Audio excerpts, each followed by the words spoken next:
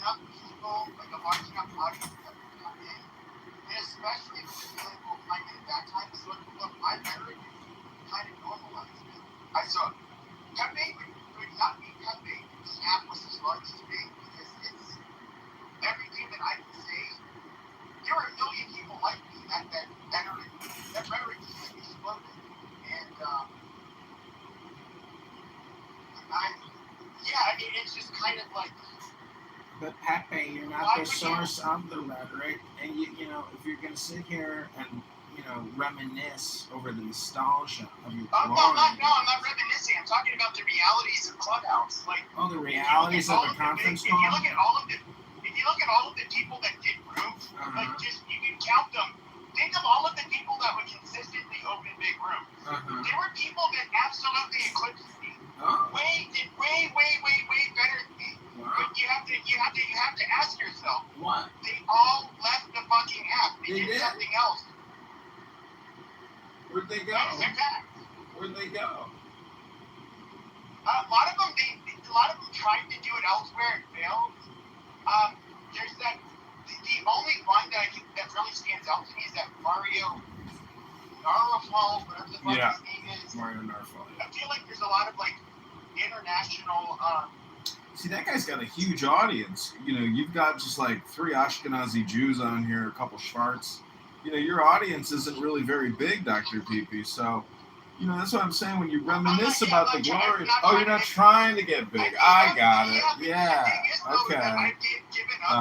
You gave up. When it comes to trying to hold these big stages, that was a relic of the past. A relic. Certain conditions that existed. A past relic. The pandemic. That is not something that almost all of the people that would be able to open these big rooms. That is because of certain circumstances that existed. Really? At one point in time, like that is. Whoa. You know, to be honest, like I'm not. Is that a fact? Do you have to say that's the? You know, is that a fact? And is this? I think so. Yeah. Do you have a house or like, you know? I mean, what's your subject matter expertise, Dr. Pepe? You know that I've said this since the beginning. What? I've said this since the beginning. You remember how people would be next something and be like, "You could be the next Ben Shapiro" or something. Really? You were labeled the next Ben Shapiro? Dr. Adams. Hold on. Oh, Dr. Adams. Okay. Hold on. He would say this in particular. Now, obviously, he's more intelligent than I am. I would say. You think he's more intelligent than you? Obviously. Well, by how much? Like 10%? 30%? 100%? By a good bit. Now, if you look at somebody who graduated from Harvard Law, you're top of his class. You're already alienating like what? About down to 1/1000th of the population at a minimum. Probably closer to 1/150th of 1,000. Yes, he's a much more gifted individual, but especially verbally. Really? Yeah, he's far more gifted. And when it comes to doing something like. But what about the work ethic? The amount of time that you guys spend here. Hold on. He's clearly a much more gifted orator than I am. Orator? Gifted orator?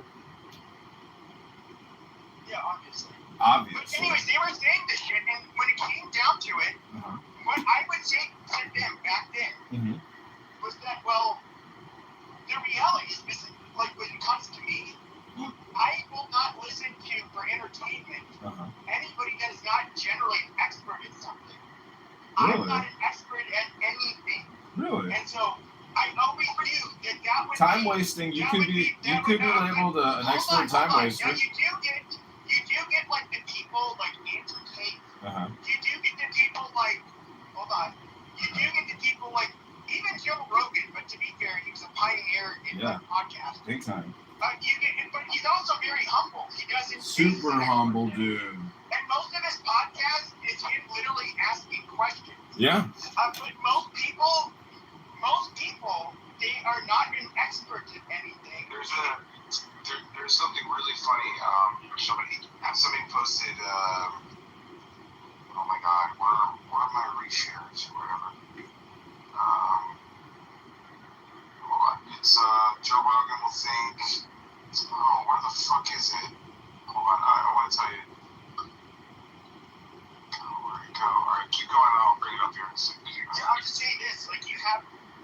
podcasters and influencers, you can look at some of the more notorious people that are on the right. You can look at Nick Fuentes. He's an expert. I will say that he is obviously, and people like even Charles Murray, who wrote, Charles the Murray, all of that. Obviously, a very high IQ individual. super high IQ. He watched one of his episodes, and then he watched him speak for 2 hours without a glitch, which he thought was absolutely remarkable. Really? He said that he strongly disagreed with him, but he is that you cannot be right and a gifted orator. Am I as gifted as him? Absolutely not. When it comes to No way. a lot of the, Not even close. You're gifted, but like not that gifted. I'm not that gifted. Not even close to that gifted. And when it comes to language, that's always in English in general. In English, that comes to where I would score very high in certain areas, but English was always my weak point. Really? I've never been good at expressing myself in words. Oh no. But so that would Ashkenazi Jews like Ben Shapiro with their high verbal IQs would absolutely decimate somebody like me with their verbose vocabulary. Wow. And to be fair, he's just more intelligent. Well, they don't say dad or dis like you, so I guess you're right, because you always say dad or dis like a little baby boy, like a little kid. Okay, yeah, you're fine. So But you're right. They do have a much higher verbal IQ. Okay, you're mentally ill, Michelin. A mentally ill Michelin? Really? What? Do you have any evidence to support your hypothesis? You already said your dad's a Jew. All right, I found it here. Hold on. Okay, so this is from Reddit from a long time ago. It says that Joe Rogan is like some barbarian con on the steep steps that took an interest in intellectual things, and his show is basically him bringing up slightly nervous scholars and magicians to come before him and explain how the world works. Glasses man, you explain to Joe why big sky and how tree grow, but he will also believe almost anything you tell him. And only recently, in the past few years, does he clap back like, Tiny Hat Man says, otherwise do you lie to Joe? Tiny Hat Man say fat, fat bad, say fat bad for you, but that no sugar is enemy. And which is truth. Joe thinks you're wrong, and people go nervously like, yeah, I guess so. And Joe spent many moons and on horseback training with bow and sword. And Joe wonders why sky fire rise in the mountains every morning. You explain this to Joe. It's like, basically the But animal. here's the thing, like they talk about the midwits, which I'm like basically a midwit, like him. You talk about the Low people level that, midwit at that. You have the people that have like the 120 to 130 IQ, all of that, right? But if you look at what we would call experts, like the authorities on many things, we're looking at people that are at a bare minimum, generally 145 IQ. Wow. We're talking, standard deviation difference, much. If you look at like even like people were talking shit yesterday about Condoleezza Rice, and Abby and I were saying like, I don't think you like truly understand how intelligent this woman was. Like, really? No, absolutely. Wow. And yeah. What do you think about Ketanji Jackson going on the Michelle Obama podcast? When you get subject matter. Hey, Dr. Jordan, DJ in the house. Yeah, there he is. Shavua Tov, we made it. Man himself, right there. Rabban Shalom. But I would say that when it comes to What? when it comes to something like Joe Rogan, he comes up with he can have these podcasts that are going to be interesting to the majority. And I want to be quite very clear. Are you like Joe Rogan? Okay, all right, dude, just shut up. Hello? When it comes to, for example, making content, that would be entertaining, for example, to people that are like 145 plus IQ. Yeah. And you're probably not going to be able to do that with an IQ of 120. Well, how do you rate narcissists in your IQ formula, like Dr. Jordan, who always talks about narcissists? But narcissists have different IQ levels. That's true. Irrelevant. If you're a narcissist, super psychopath with a high IQ, do you think that you could still be successful? So let me just share something. Ironically, I just posted on Facebook about how many PhDs are geniuses, and I think the number of PhDs, like the average IQ of a PhD is like 120 to 130. I don't think it's that high. They're academically persistent, but what I think is really interesting is that once you get to a certain threshold, it becomes detrimental to your ability to presumably relate to other people. And I just don't think that there's much value in having a super high IQ at all. But I think that you would suffer a lot. Like I can only imagine. I'm not trying to be mean. And look at when I say I'm not trying to be mean, they could talk to somebody like me, and they would think like, oh, I thought like you were something crazy. They don't really have the connection. Are you an engineer or are you a masturbator? I mean, a masturbator. Both masturbator and Okay, so if we were to speak on tungsten, no, I'm not an engineer. I said masturbator. I'm not an engineer. Oh, you're all okay. Masturbator. Okay. The rest of it is. So, go ahead. No, you go ahead. So this guy that I mentioned, one of my, I had several friends in high school. Some of them lost temper. Some of them were really successful. There was probably one out of six of them, or 6 or 7 each, who was probably a genius.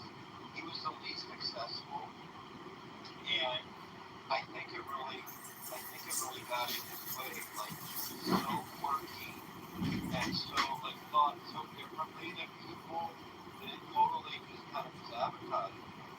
And I don't have any way of proving that, but it was really, really weird.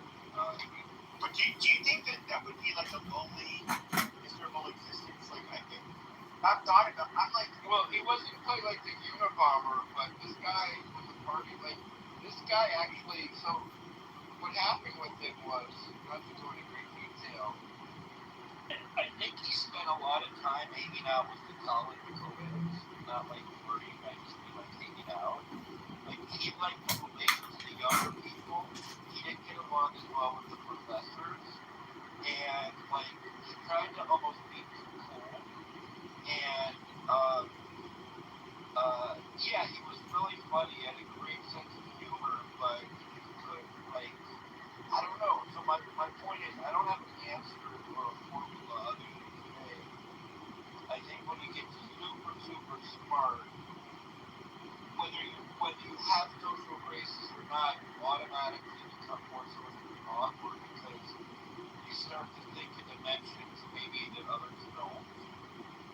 and that's kind of where I was pointing to the loneliness. Like, can you imagine you see the world a certain way, but the cognitive abilities of 99.99% of the population kind of prevented you from connecting. You couldn't connect with them in the way that you would want to. And I don't. And this isn't like a snobby thing, but it's like it would be. I would say a very lonely world. If you were like lived in a world full of 12-year-olds, and you were the average 12-year-old versus the average 30-year-old. You'd be like, what? Like, how do I relate to it? Well, yeah. I mean, I don't think you're talking about me because I'm not anything. I'm no exception. But what I would say is, I have been around people because I don't even think I'm average. Like I think I'm maybe average. Like for me, maybe I'm average. I don't know. But what I do know is that after learning a lot, after spending a lot of time in school, and kind of getting conditioned in that whole academic space, there there are some times where I'll be around people like what you are very knowledgeable, you're resourceful, you think outside the box. Like I imagine you feel lonely when you're around people that like are like you find dull, not dumb, like not like well, not I don't believe in dumb. So like, no, I do to a sense, but I'm not. I'm very far from being a genius or an outlier. no, I get it, but like let's just use voting on Clubhouse. You and I might go into a couple Clubhouse rooms that are going on tonight, for example, and like we might be absolutely shocked at how shallow or rudimentary the conversation is, and it would be boring to us. And so we might go into even the most contentious rooms, but at least they're interesting. And like, yeah, I think you're right. Absolutely. You're 100% correct. I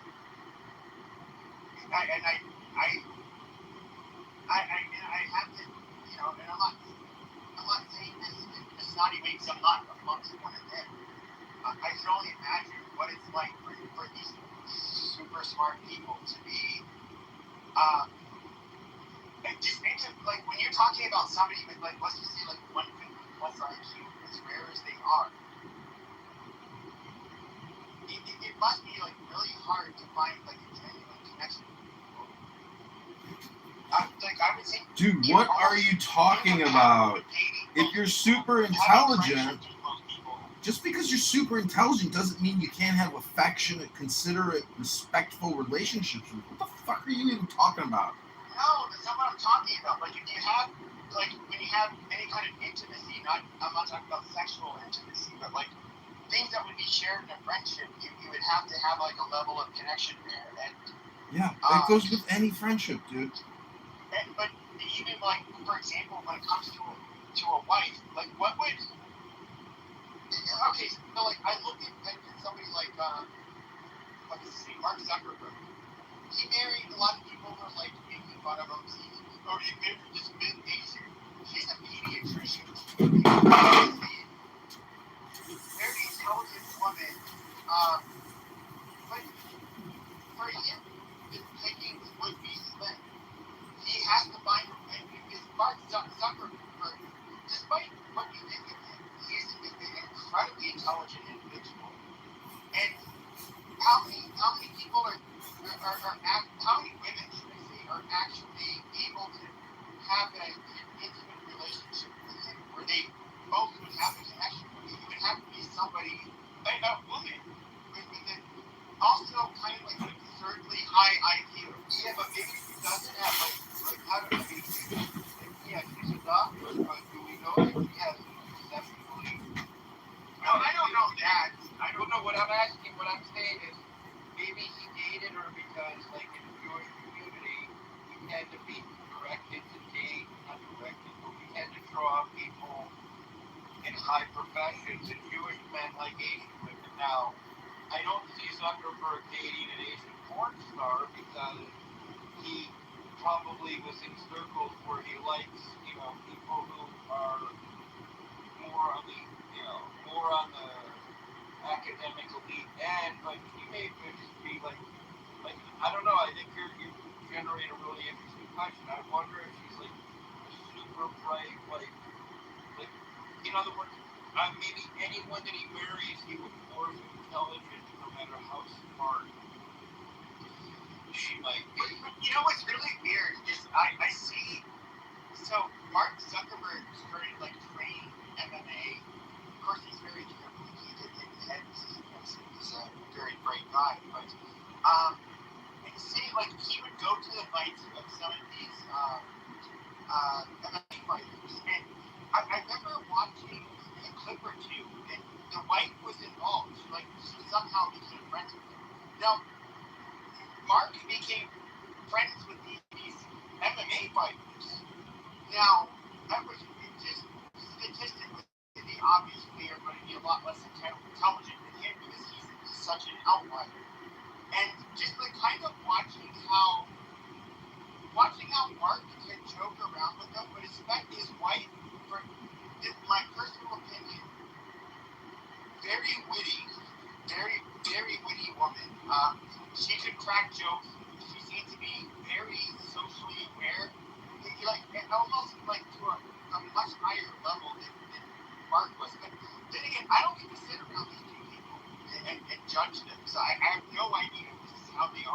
life. But I can totally see how somebody like Mark Zuckerberg would marry this woman, this pediatrician, which like we all have to, at least at the end of the day, we can all agree that being a pediatrician would kind of put her within the top couple of percent when it comes to intelligence. And not just intelligence, but especially ambition. How conscientious she is. Not most people cannot be a medical doctor, and that's just the reality. I couldn't be a medical doctor. I'm not conscientious enough. Period. And you're right. And Zuckerberg could be a doctor. Zuckerberg might not have been able to be a doctor. I say that in the sense that, like, let's say he went to medical. There's a guy who drops out of college, maybe thought so much outside the box, or would be so bored in medical school. And I don't know this to be the case. I mean, who was the creator of ER? It was the Harvard physician, or Harvard trained physician, became a filmmaker, a TV producer, an author, and he notably didn't. I don't think that was being a doctor. He was almost bored.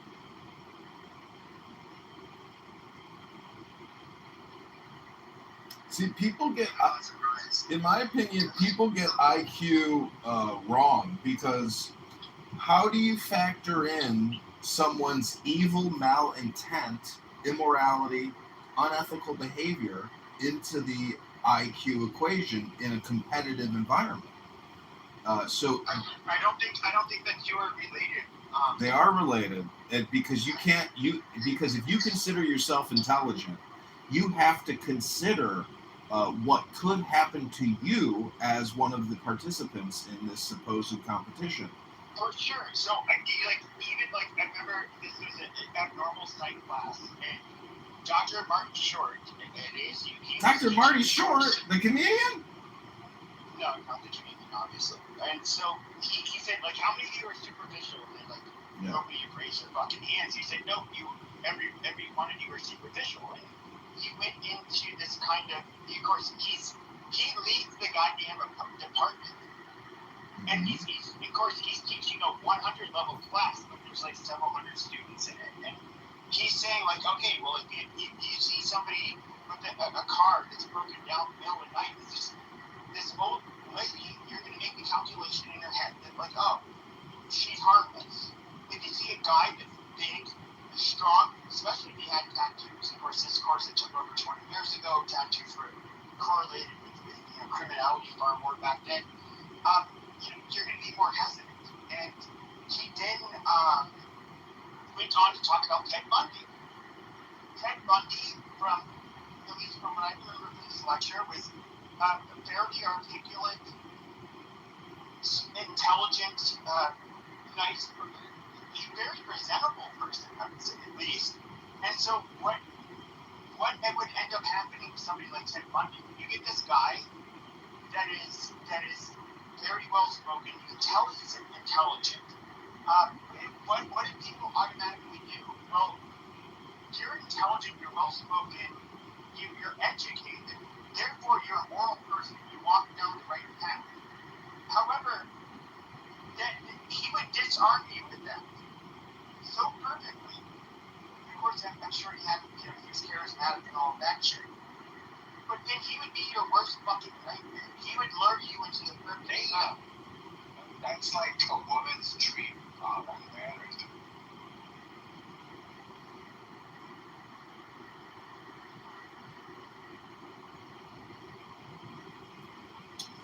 Well, what I'm saying is, where you going with this? I've been hearing you talk for a while. When you talk, holy shit, I go into the rabbit hole with you.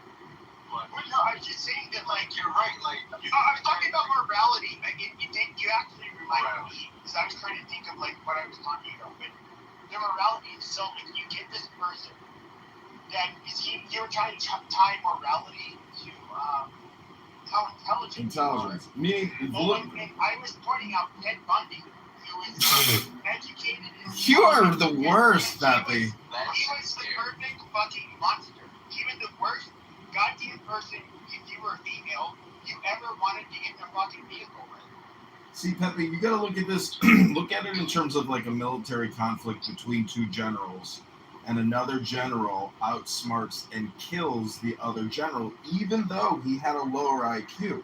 So you have to ask yourself, who really had the higher IQ? The victor, who's alive, or the dead general with the higher IQ? Now? What I was saying is there's two. So does lifespan? Is it like your lifespan and survival? Does IQ and intelligence have any?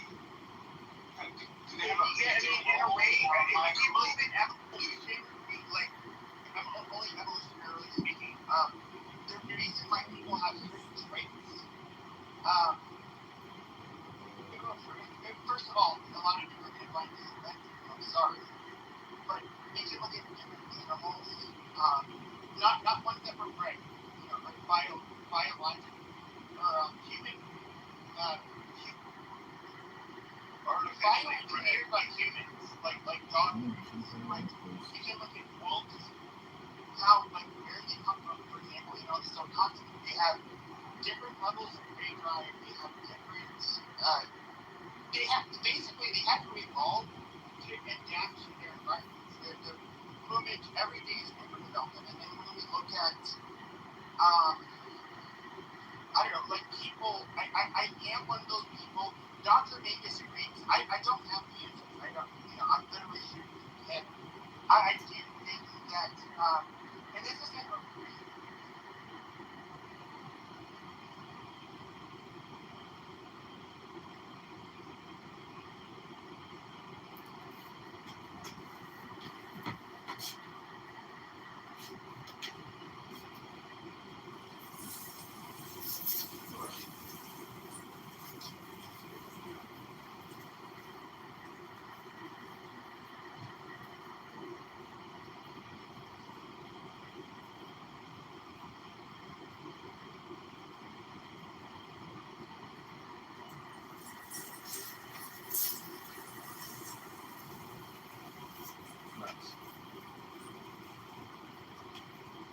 Wait, are you in the city right now?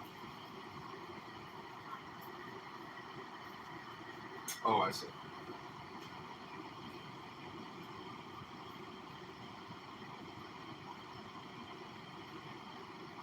You go to Lala?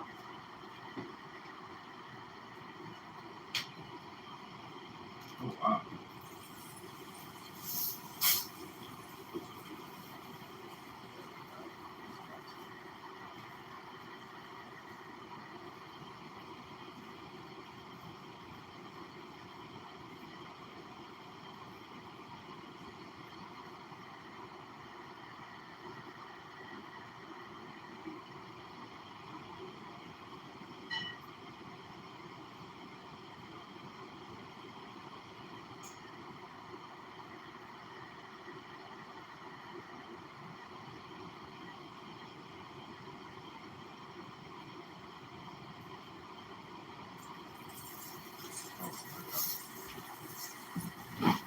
Because I think I was going to Uber you to my house because you wanted that coach bag.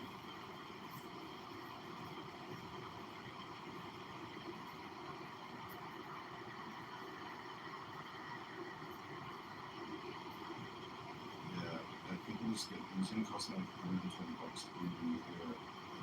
Time to carry the bag. Or it was like $60 for every time.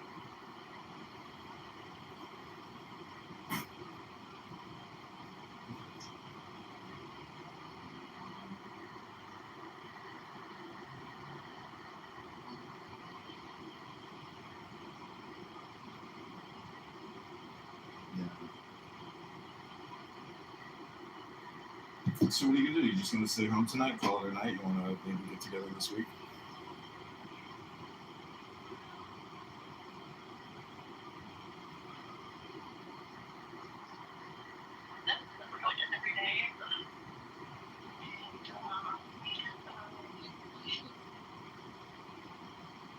Okay. Well, let's do something this week if you're free one evening or afternoon. This week, I'm literally like working like every day. Working to the bone. Yeah, I'm a hard worker. Well, then let's get together tonight. Tonight is a good night, though. It's you know. It is like 11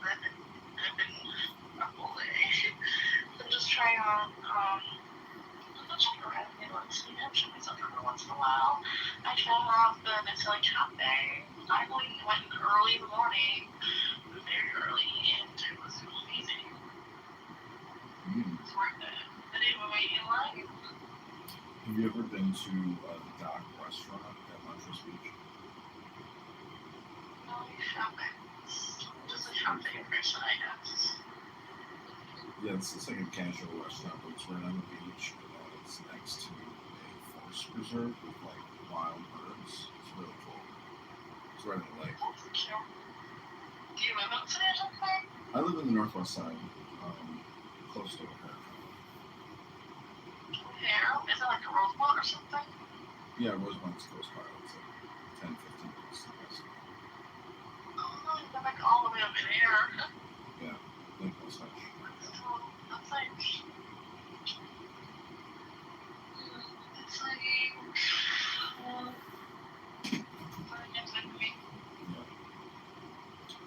Yeah. This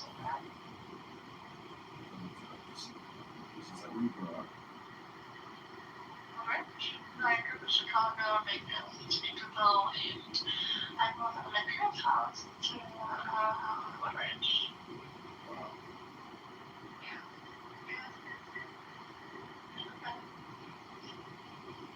Freedom. Space. Yeah, it was the two words, space and freedom, are connected.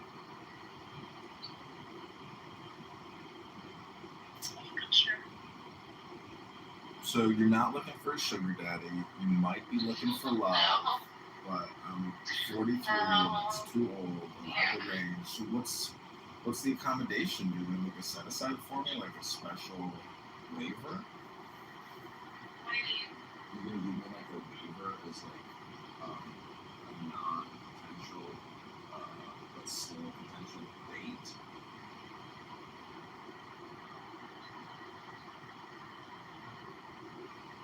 It's like an exception. It's never touching. I think the oldest I ever dated was like 38. Yeah, I mean, I'm a pretty handsome 43-year-old guy. I gotta, I work out every day. Loving the confidence. Love a person who's confident. Yeah, I think I've got a lot of dignity and confidence. What was that? Big kism?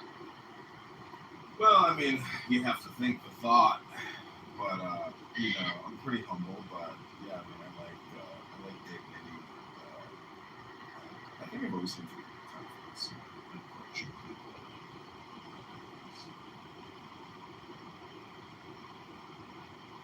Sounds good.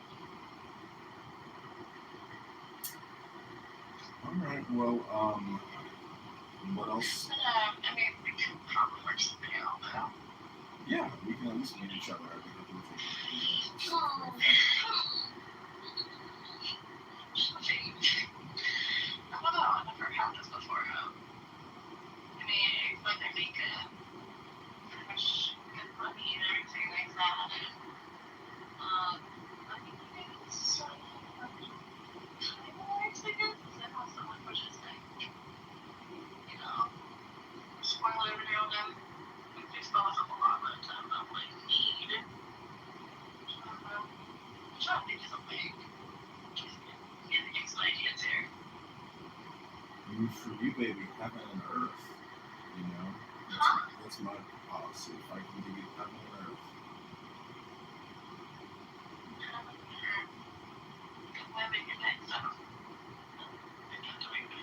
You're living on earth, and there's just a lot of treasure on earth, but heaven is celestial glory, more riches in heaven, infinite riches in heaven.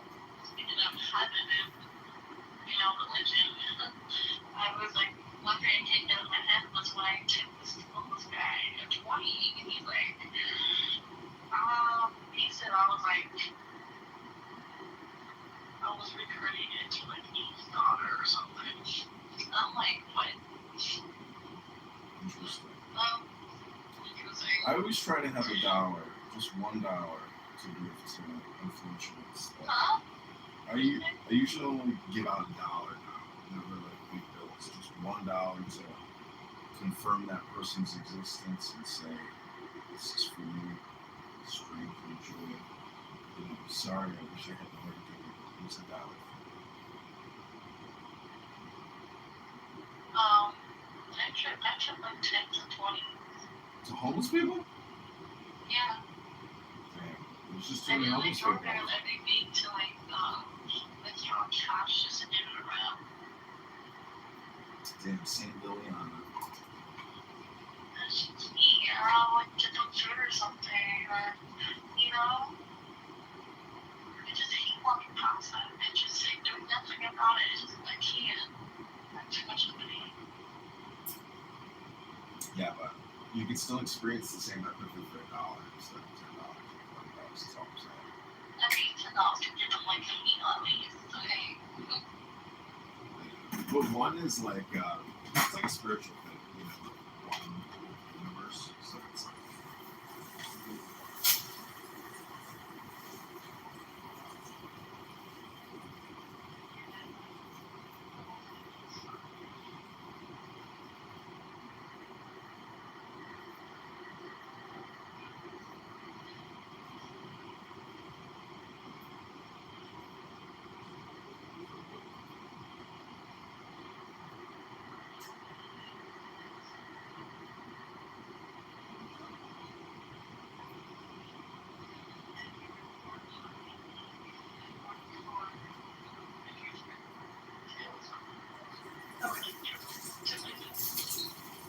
what was the first one? Top what? Beauty. Top Beauty England. That's like a retailer or something. Not really. Top Beauty. I think what's more retail is the basic connect. Yeah. Which I'm trying to hold on to mostly because I work full time at the Top BD, and I work now just started to work part time next weekend for Victoria's Secret exam. Right now I'm doing full time there, but I'm trying to do part time days. I'm trying to do like graveyard over there. Like I do work like graveyard shifts and Victoria's Secret, and then I do like full like just and then Top BD. How's that work on if I'm the same? Well, I walked past Victoria's Secret the other day, and it's just like so arousing. The smell is so good, and the visualizations are like so silky, shining. It's just like when you walk past that store, you're just like, oh my god. Woo! Oh wow. Yeah, I'm a big fan, so let me know if you do want me to take you shopping. I'd be happy to treat you to a Victoria's Secret day. You're there every day, so I don't know if it's a treat. Yeah, I do go shopping there a lot. I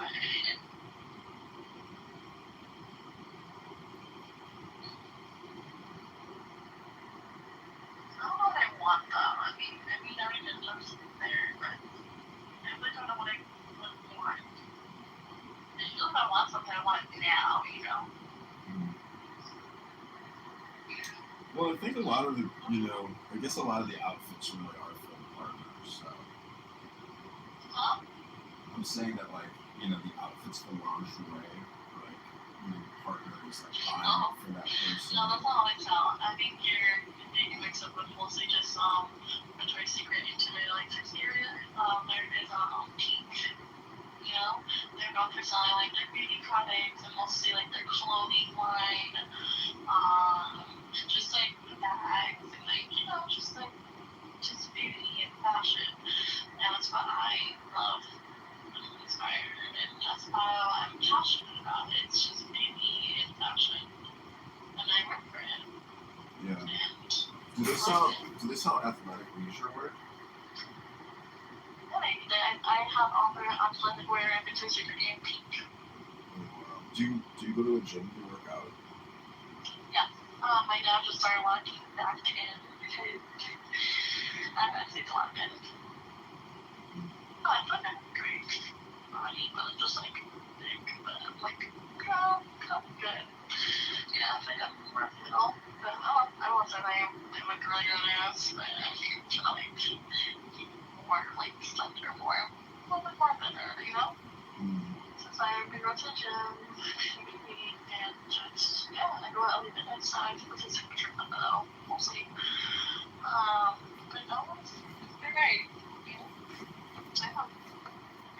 Yeah. I Also mean, work out home too, so nice. Show me what you're working with. Well, that's good news because I like going to the gym, and I always find it to be like a red flag if somebody just like is not interested in working out at all. I'm just like, you don't even sweat, you don't work out. Like, what's really? going You wanna go on? jogging with me? Huh? Yeah, absolutely. Jogging? Really? Everyone hates it, but I like it. I mean, I'm gonna do my cardio on. I've been lounging all night, and I need to literally get my cardio on. Yeah, let's play tennis too. I like tennis and pickleball and golf, but yeah, but I really do like just breaking a sweat every day and lifting weights and doing yoga and stuff like that. Yeah. Oh my god, I forgot to eat today. It's just like usually I eat like a bird, you know? And I never finish my food. I never finish my food ever. It's not like a snack or like an appetizer, like appetizing things. And I mean, I'll eat a full meal if I'm like high or really hungry. You should take edibles together, you know? Get high and just crumble. Yeah, that sounds fun. I like gummies. Yeah. I smoke bud, but yeah, I just had an amazing salad at this really good restaurant near my place. It was amazing. My chicken salads, they're so good. Yeah, they forgot my chicken. If you make yourself available tomorrow, I'll go out with you, okay? Okay, great. Let's do it tomorrow. Okay, sounds great. Wait, do you want to do afternoon or evening? Let's do brunch. Like, is that 1 o'clock? That's gonna be, let's see, maybe like 12:30ish, yeah? Okay, let's do it. I got a good Do it. spot. Where do you want to have brunch at? There's many good options that I know of by me. Irving Park Brewery is top notch. Eris Brewery is very good. I want something casual, like a restaurant casual. Does it have to be top notch? No, these are casual. These are just like top notch casual. We can think about some stuff, you know?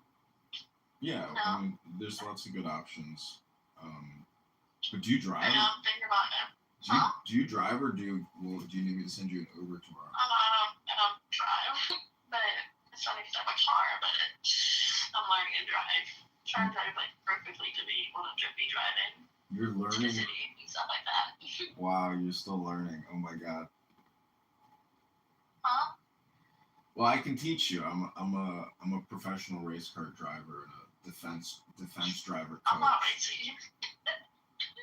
But no, I would love for someone to also teach me here, you know?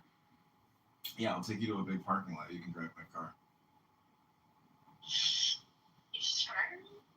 Yeah, I mean, if it's an empty parking lot, there's no way you're gonna, hit anything. But we can practice parallel parking because that's like what's kind of challenging generally. Oh, I think I know about that actually. Oh, you got parallel parking down cold? Yeah. All right. Well, I guess you know how to move. I guess so. I just don't practice more on it because I haven't done it in a while. So yeah, we can get a little bit on a rerun. But other than that,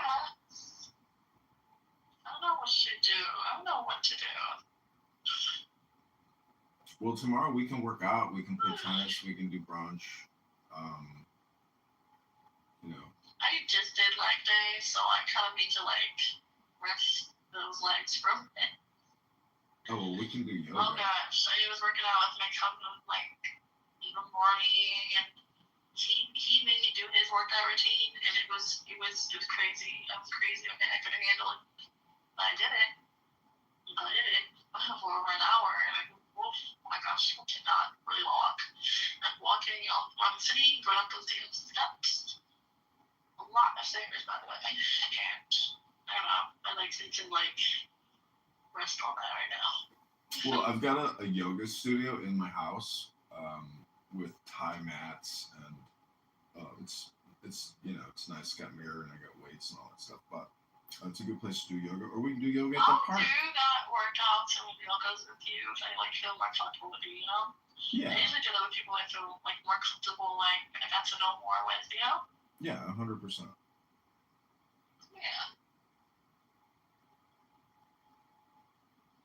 100%.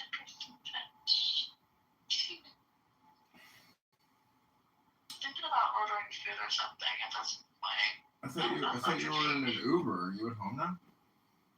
I'm almost home. I'm like minutes away. Oh my gosh. All right. Why? Oh, I was just asking. I was just curious. I was like, are you in an Uber or are you at home? Just curious. I just don't hear anything. I don't hear like, a car or anything. Are you on like Apple earbuds or something? Maybe. Oh, it's working pretty good. There was a You know what? huh? What is that? I was just gonna say there was an Italian beef fest by my place. They had a concert. It was pretty good. The band was called Chicago Experience, I think. The Chicago Experience. By the way, I did want to mention to you about something. What? You need to study how what we like. I'm not saying I feel like I'm very young, and like the whole after party, the little. I know that you also try to find me to something else too. It just feels more like a older people subject, We should probably get to know me more a little bit, and like what I like to do. It's fun in our age group, but like more like our age group, that we all would enjoy. It's really entertaining. Except for, I know for you, because it's more entertaining for you, but it's like more entertaining for you than me.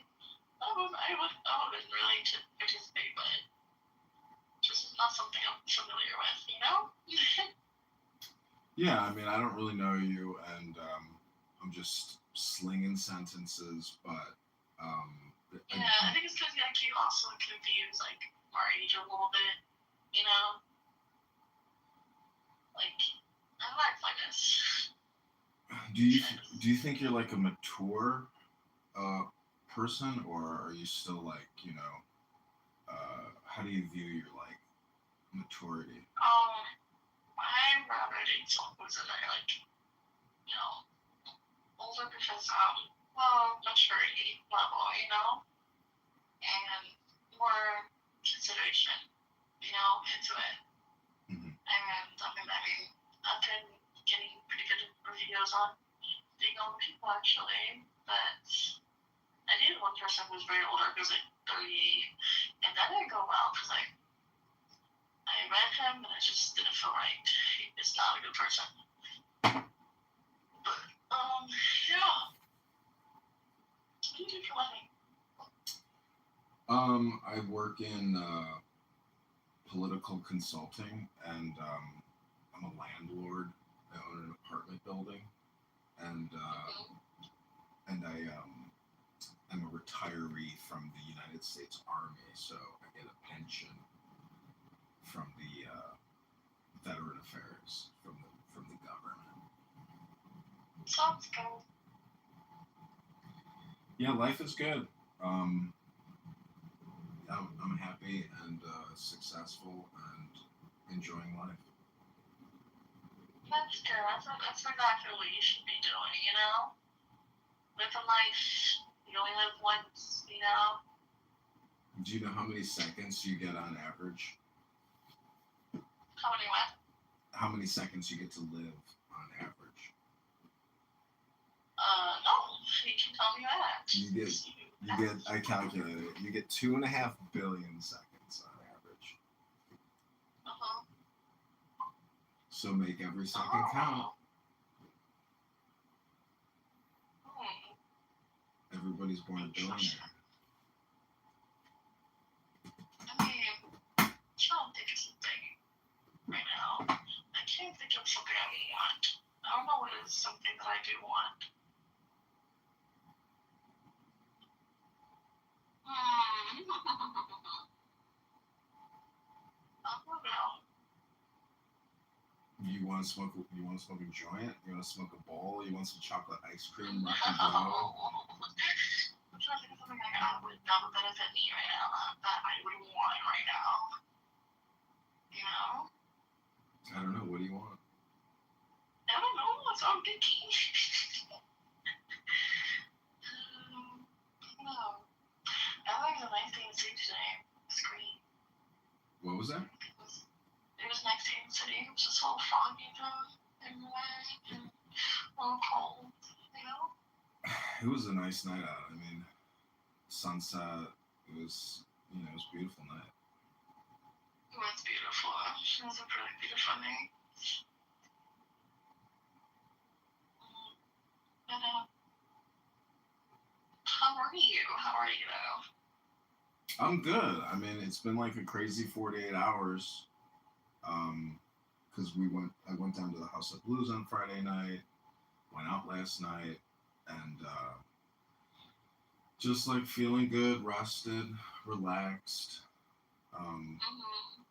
Yeah, but I probably need to like stretch a little bit, and I feel good. Yeah. Yeah, it sounds good. I mean, yeah, it's good. But, you're in the city right now? I'm at home. I'm north side. Oh, you're at home now. That's good, that's good. No, so I'm just about to make it home right now. Okay, sweetheart. Well, let me know if you think How about. this? I'll call you back in a bit Okay. when I settle in at home. Okay? Okay, sounds good. Okay, bye. Okay, bye. What the? What is this?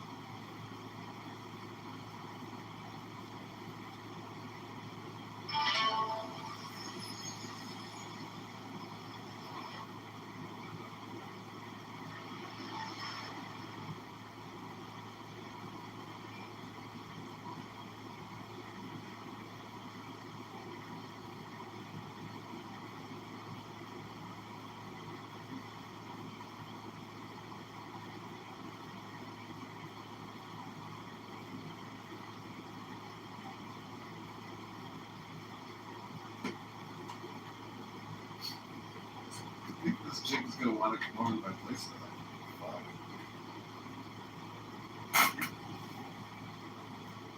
What about all the outliers who are Jewish, not or like the Jewish musicians, rock stars like Kiss, Paul Stanley, and Pete Simmons? I don't think either of them went to college, but from their purview, or from their standpoint, like they probably, they became rock stars. I mean, I guess you could say, well, Bob Dylan, like, they feel that, like, I don't know, you could say rock star, like, but my thought is, like, that's a very, that's not a very conventional track, or, like, the Jewish athlete, like, professional sport. So do you think that, like, so, like, do you think he's not, like, and to be fair, I think that Bob Dylan perhaps is the best songwriter in the last few generations. Do you think that your culture kind of like pushes people away somebody like Bob Miller. Yeah, absolutely. Like, I think that they would say, hey, like, if someone wanted to, say, hey, I want to be a rock star today in the Jewish community, the parent would probably say, well, what are the chances of that happening? Like, that's great, but you should probably go get a degree or something to back it up. And so you'd be pushed away. And so look at the individualism in certain cultures. Like in every culture, maybe there are people who are like, I don't care what anyone says. I'm following this passion of mine. I don't care what people think. I mean, like even me, for example, I went on a date last night with a woman who is Persian Jew, and she was like almost astounded that I went to work in the food field because she went and worked in her family business. So she's a good example of someone born in LA, grew up in LA, has a big Persian family, almost knew exactly what she was going to go into, blah, blah, blah. So different from my experience. I would have been an outcast. My parents didn't push me. They wanted me to pursue whatever I wanted, but like in retrospect, I'm like, wow, I could have done something different, and I would have, it would have been a totally different experience. So I don't know. It's like this is where anecdote challenges convention statistical examination on this stuff, right? Like evaluation or analysis, because like, we hear these stories, and there are always these outliers that are good examples, but it's a cognitive distortion to rely on anecdote telling you your story or see where you should go. I think what you're saying very quick. I obviously would not want to look that excuse, but I do think, so for example, if we were to look at gyms in Europe, they generally, in marriages, this is my understanding, they were quote unquote arranged, but the influence that the family members had for both parties was incredibly important. But culturally, they pushed it into these big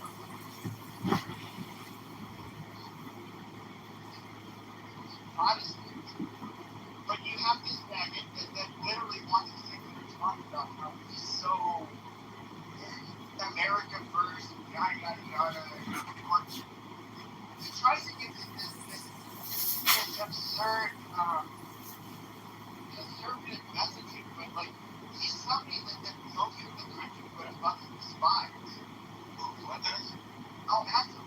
I don't even know how the fuck people listen to it. It's really negative instead. Well, I think a good reason is because if you look at the messaging that people of his age had to endure, but other than that, it's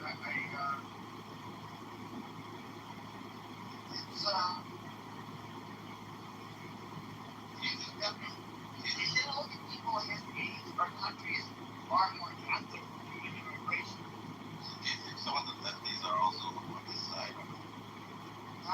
In a way, like horseshoe, in my opinion, horseshoe theory is real. I would say they're driven by different things, but they're driven. They have a drive to do something radical. First of all, they're radicals. And both groups want to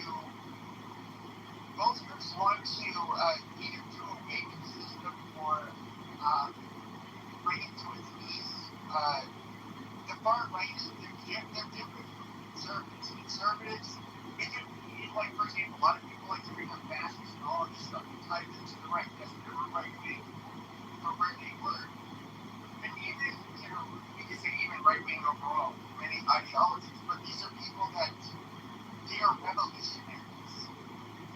These are people that are willing to take on socialist causes to benefit their people.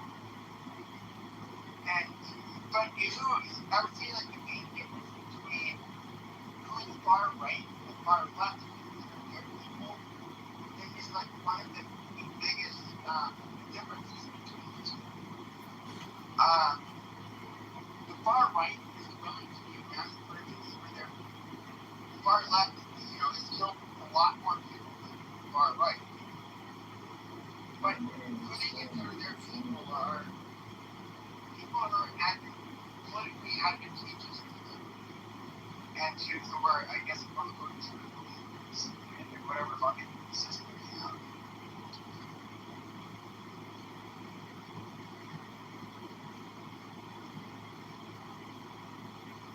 But I gotta admit, you guys know I'm a big fucking pussy. I have to wake up early in the morning.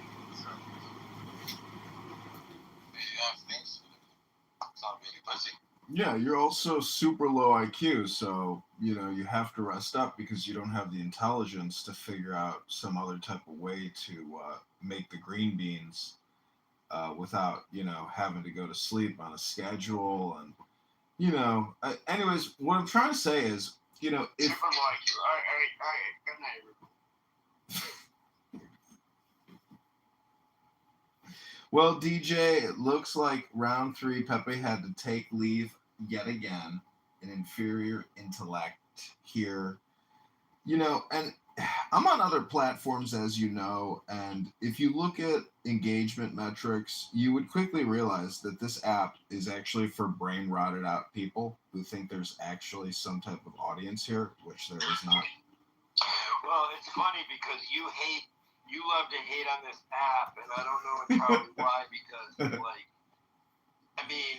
it's not that I have such an affinity for this app. It's just I don't know the other app, so I'm like, I just go with what's easy. I just wish more people from the other apps would come here and engage with it, but they don't. Particularly X or even YouTube, etc. Because I love this app. Like the functionality of it, in my opinion, is fantastic. But if the app is going to rely on Pepe content, it's not going to make it. That's the point. Is the Pepe show every night is not viable, and all the ghetto trash gangbanger rooms on this app, it's not viable because the content is abhorrent and it violates community guidelines, and so it's unusable material a lot of the time. And I guess like it's pathetic of me to hate on the people on the app, but I don't hate the app. But I do enjoy mocking people. But I also am intelligent enough. I think my IQ is high enough because I have read books and it says, dear God, help me not utter one slanderous, defaming, mocking, or insulting word to anyone. That's the best way to live your life. So, like, if I come here and get angry listening to Pepe or Monica or Marshall Rankin, that's a me problem. That's because I am being emotionally disturbed by their content. That makes me their slave because it makes me angry. And if you can make someone angry, you can make them your slave. So it just doesn't make sense for me to come here and get angry. But it doesn't mean I want to listen to what Pepe has to say. But it also doesn't mean I want to record him and put him out there. But I don't want to listen to him, and I also don't want him violating community guidelines on me. So I'm just saying it's like a boxing match. Life is like jujitsu, and you've got to wiggle and make it jiggle. And if you can do that, you're imitating the universe. That's why women are so fucking attractive. And why when you go to a bar with hundreds of hot 19, 20, 21-year olds wiggling and jiggling throughout the bar, they are the universe manifest, wiggling and jiggling and delighting. And each one is more beautiful than the next. You ever notice that? Where you're like, God, that woman is so hot. And then another one appears, and you're like, holy fuck, like I can't even distinguish who's hotter. You are hot. You are hot. You are hot. Everyone is hot. This person's hot. This woman's hot. Oh my God, hot or not. But everybody's hot. And you're just like, wow, what a delight. What a delight. You know what I'm saying? Hello? Yeah, I gotta go because I gotta watch TV, but I'll talk to you later. Oh shit. Watch TV. I do not watch TV. Can't believe people watch TV. Um, I actually think my experience of live streaming myself and having like engagement with the screen is far more fun and inventive and pragmatic and rational than otherwise. Just sitting on your couch and in a vegetative mode.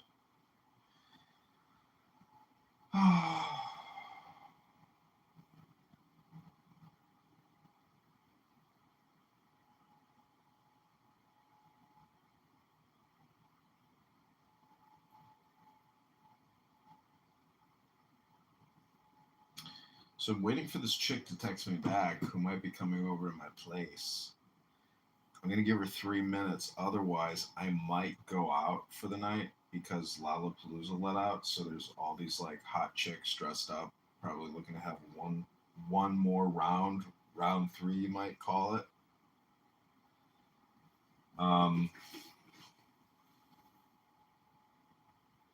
That's about it. I launched my political campaign today for mayoralship. I had over 2,000 people watch my YouTube live as I got signatures for an hour and a half at the Thomas Jefferson Copper Memorial at the Jefferson Park Blue Line stop.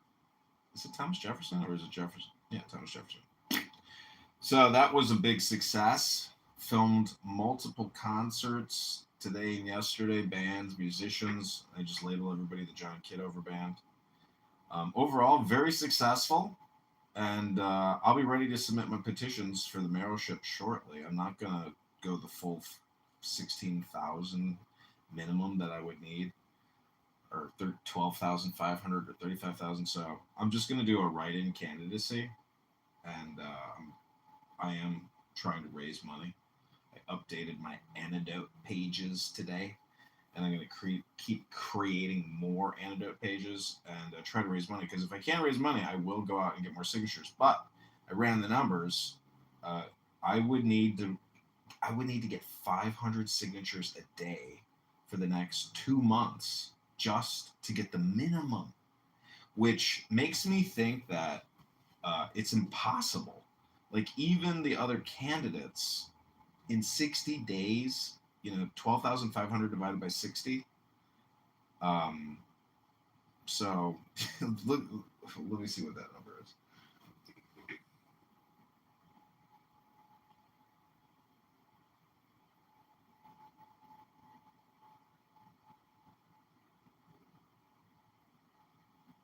like 208 a day over the next 2 months would be the minimum. And you have to double it. So yeah, you need like 400 signatures a day minimum, which means you have to blanket the whole fucking city.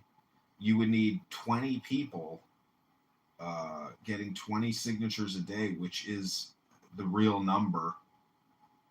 Maybe it's a little higher than that, but you average about 10 signatures every hour and a half. So anyways, that's where we're at with the campaign. They did shut down multiple Instagram accounts of mine.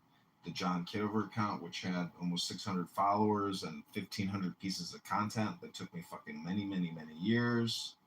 So they have deleted me, but they have not deleted my will. And because I am such a serial cell phone individual and I have so many accounts, they couldn't fully delete me. But they did cause me, in my opinion, social reputational harm. And there's nothing you can do about it. The only person I think I could sue is Meta, and that's not going to happen. So this is where we're at. Anyways, that's it. That's your update, Howard. If you're still here, love, FTH. Good night. God bless. We're going to see what's going on in Clubhouse Private, aka the rooms that I'm blocked from. They call it a conflict area. Okay? Even though it's under sovereignty, it's still a conflict area. Hey, with the black community, I'll fucking bag you up. I'll sit there and make you a fucking mountain wall in a fucking, I don't know, whatever museum there is. I'll put you ass first so everybody can sit there and read the plaque and say, here is Conte. He thought he was a tough guy, but here's his ass after it got taken from him and mounted on a fucking wall. I'm going to put it at a fucking Skid Row gas station. So every homeless person can jump into that ass on yours. Because you know what? That's exactly what you are. Just some fucking troglodyte, some little twat waffle that managed to ooze out of your fucking mother's ass crack. And then somehow you came into existence. I'm sorry you were breastfed until you were 10 years old. I'm sorry you couldn't fucking figure out the difference between what a clit is and what a fucking dick is. But apparently you took that one all the way down your throat. And again, I'm there. But what do you got now? Nothing. You got nothing to offer anybody. You came in here thinking you were going to jump up and be like that fucking tough guy, and you act like I give a flying fuck. Here's the whole thing. I wasn't the one trying to plot something all fucking day. I wasn't sitting there thinking about you. You were a waste. You were nothing more than a nut jerked off on. You want to be fucking aside in a fucking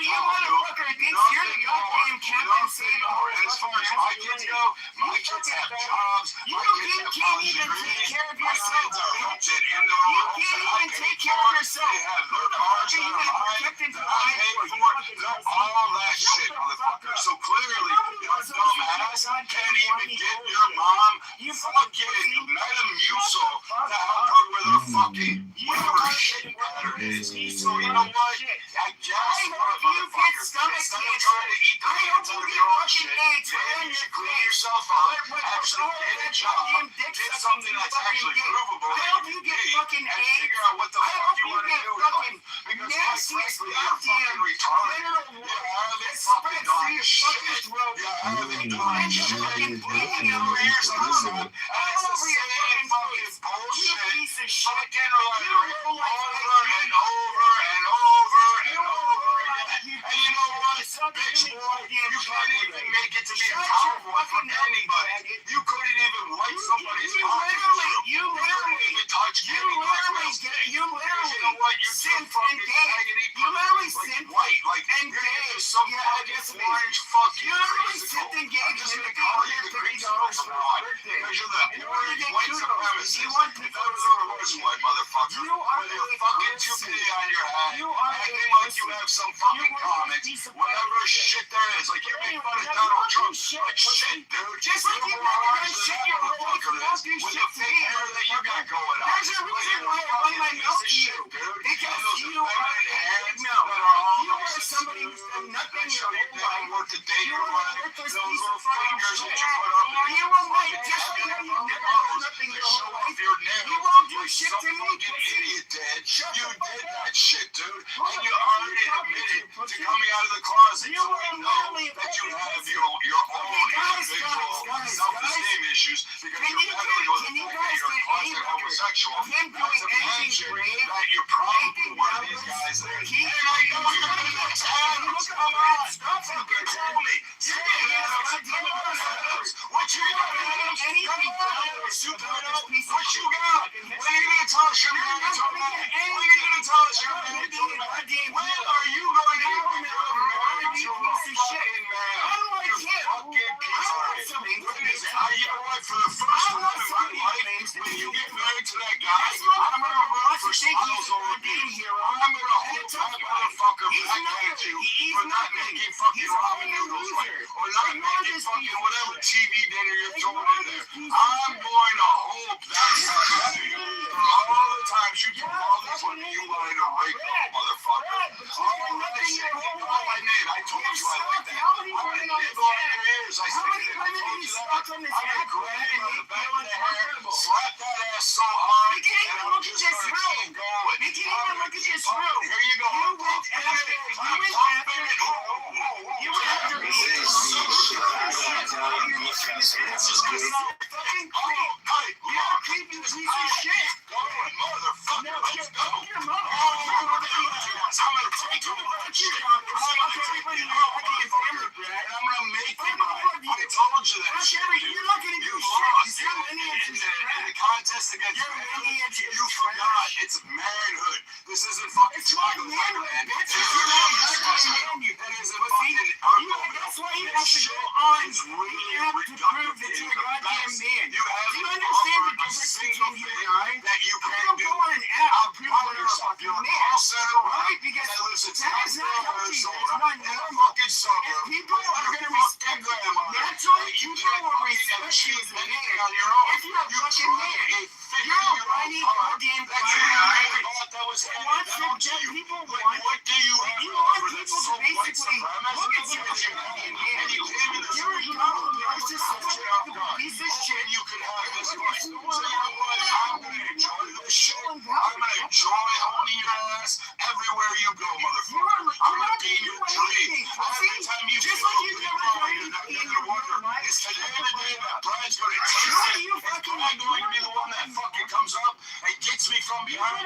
Is that going to be it? Because I promise you that's going to be what's going to happen. And you know what you're not That's going going to to do? be You're not going one to point happening to you, Orange Man, because you know what? goddamn I'm pretty sure You that are there's no laws against me whooping the Simpsons fucking ass, right? Because you look like Homer fucking Simpson, dude. You sound like Bart, but look like Homer. What the fuck is wrong with you? What the fuck is wrong with you? I mean, fuck. Could you get another color? Could you get another color? I want you to get another color. Get off of me, Orange. And because maybe, I don't know, chartreuse. Get in your Could you go to goddamn fucking, lane. I don't know. You know what's really funny? Could you go to Is that fucking most of purple? the Could you go to mahogany? It can actually hold fucking, down I don't know, silver. and take care of But the no, you want to be a creamsicle. You want to be an orange guy screaming white supremacy. Which is He literally has to fucking root weird all out the his time, own dude. goddamn All the fucking This is time, how dude. goddamn worthless Again, he you're is. fucking dumb. He's a You worthless still piece can't of fucking fucking figure it shit. out. You You still know can't how- fucking you know figure out the how- fact that shut the nobody fuck gives up. a shit what you say. Okay, You're done. okay, I no, backed no, your no. ass in. I Time to showed talk. everybody how Time to weak talk. you are. I showed everybody Okay, how I'm talking fucking dumb about- you are. I showed everybody how big a pussy you are. And now I have you begging my name. Begging for my name. You're begging for my approval. You're begging for my Okay, attention. no, You're I'm not begging begging for for it. I your beg. approval. Damn it. I gotta keep begging, motherfucker. Keep screaming my name out, motherfucker. Keep giving it to me. Keep crying. Keep crying because I had you cry twice now, motherfucker. And oh, by the way, the mask didn't fucking set you up, you bitch boy. Nobody in this room set you up. I did this on my own because you know what? After 4 years of listening to your bullshit, it just proved one thing, that everybody was saying the same thing I was, that I'm the only one that said it out loud. Because everybody here thinks the same way I do. You're just an overperformer with creamsicle, wannabe top offering fucking white sauce that has nothing. Yeah, that's right, it's fine, motherfucker. It's always fine when I fucking call you out. You dumb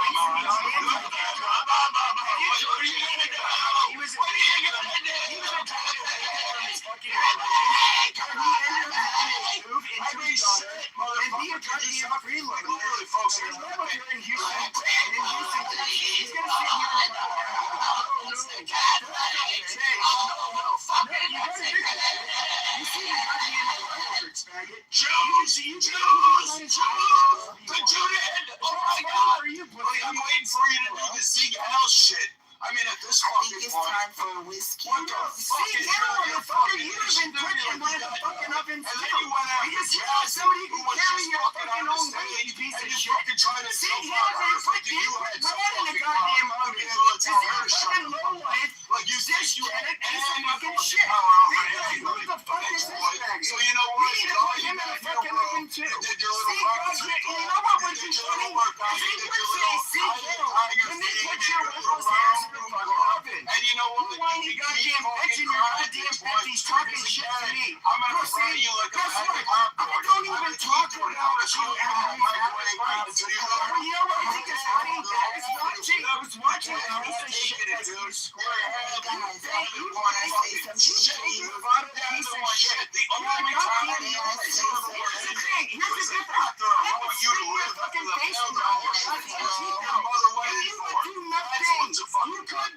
That's the only thing you achieved. You fucking idiot. And then you went out and grabbed a microphone. So you really went here and try to have this argument again. And you know what? You're going to fucking fail. Because I would end up getting beat the fuck up. But you are a pussy. You are a goddamn shit. Big no piece of shit. That's why you end up fucking dead. You can talk about it all you want, bitch. I think I have to show you you being fucking stupid motherfucker. You have nothing. You have nothing. You have how many fucking flaws do you think this girl's a mind? Nothing. Really? You think it's right? Fucking stupid motherfucker. Nothing. I mean, nothing. Your mother really a big one on the fucking internet. Trying to get your goddamn telephone serials. Talking about how precious you are. But instead of buttress, you're saying how maybe that mess that everybody says you're on is like what's fucking going on in your head. You're the you're a person that wants to on. She is clearly fucking dumb. You sound retarded when you try. Because quite frankly, you know what? None of the people that are racist and they're all the pieces of shit. But you're just like a fucking all you know is about how great your white society built it. And you know what? Your white society didn't do shit without all these other entities. So you know what? Fuck your white society. Fuck the white man. Fuck the white woman. Fuck all that white shit. I don't give a flying fuck about it. Personally, I'm encouraging every guy that's a minority to fuck every snowbunny until they're knocked up with 6 kids. And that way, we can ensure that little fucking faggot white men like you, little plebes, little fucking pieces of shit like you, are so outnumbered, you're going to go back into the closet where you belong, screaming on an audio app going, yeah, white people are going to be powerful. I'm going to pull my daring defense. I'm going to pull my fucking Goebbels defense. I'm going to keep doing this shit. You're fucking weak. You're as weak as everything has been done. And you literally have the weakest arguments. You've had the weakest fucking stances. You've had the weakest fucking positions. You can't fucking articulate anything. And even when you try to politics, you're fucking dumb. You can't fucking do shit. You know nothing about military. You know nothing about economics. You know nothing about technology. You know nothing about fucking social issues. You know nothing about policies. You have no clue what the fuck you're talking about ever on this stage. Which is why everybody fucking tells you, shut the fuck up, you dumb fucking orange creamsicle cunt. But hey, thank you. So if we can really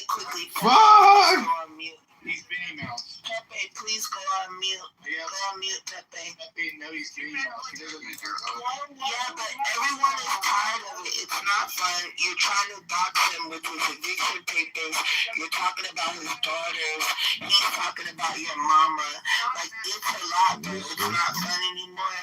They're telling me to rest and let you go at it. But I was asked by the moderators to mediate. So, Pepe, if I may ask a couple of questions. Pepe, this is gonna happen whether you like it or not. Now, if you want to fight with me for 3 days, bitch, that's just we like can me fight. taking that ass. Me taking that ass. It's gonna happen, dude. Just breathe. Just swallow that breath. Just go, and just know it's coming in really, really fast and hard, man. Just really hard. Yes, so Pepe, I have a couple of questions. And Brad, if I may, so we can try to get to the bottom of this, okay? So question number 1 will be... Jazzy, I'll afford you the respect. I've already done and melted this creamsicle. So go ahead, Jazzy. Okay, thank you. So question number... Hey, Liliana. Hey. Hey, what are you doing? Thank you. I'm good. What's all? I'm good. Can you hear me? Mm-hmm. Yeah, I'm good. I just I went out. I got a few drinks. I thought maybe if you come over, you'd like something. So I got some mixed Yeah, just give me 1 vodkas. second real quick. Okay.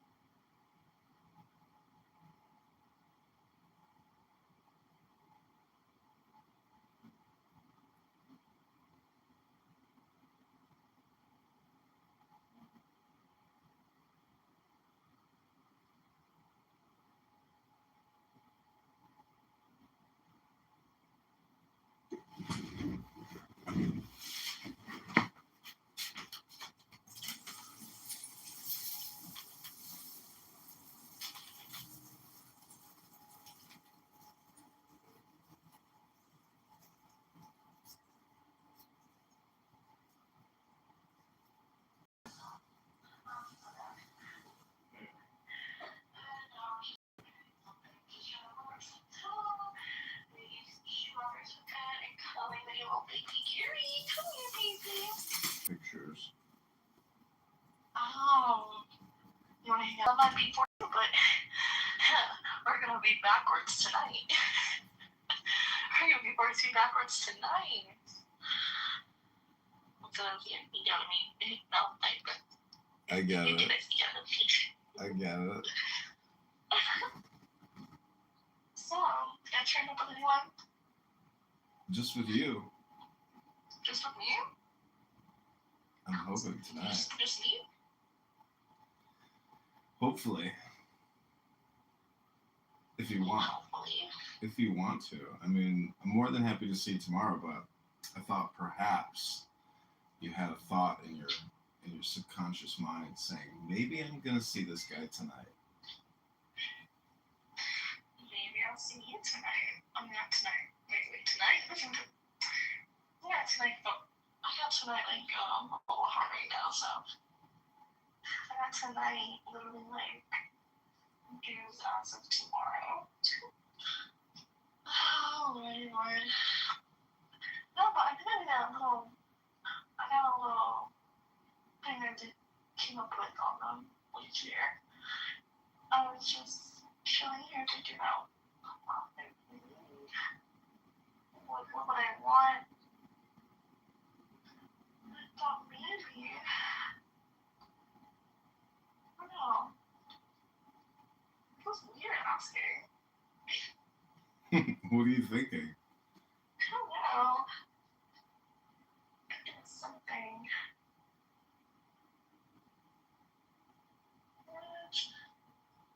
How would you benefit me? Well, I mean, I'm a gentleman. If you like heaven and earth, if you like a handsome, attractive man loving you, nourishing you, satisfying you. Yeah, and then like, but like someone like maybe like around 30 under.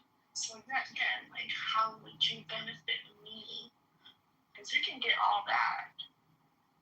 Oh. Well, I don't know. It just depends. I like organic. how do you, as a man your age, would benefit dating me as I'm 20? How would that benefit me dating you? That's what I want to know. Well, I think the way to view it is, if you like high quality, intelligent, beautiful, aware people, I'm that type of a person. So that's a natural. I get that, but I could get that any time I want. No, you can't. I want, but I'm just saying, like, okay, let's be more specific. Let's see.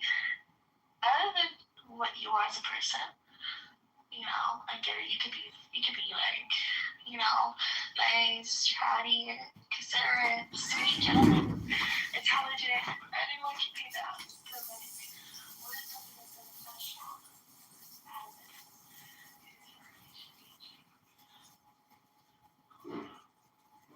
is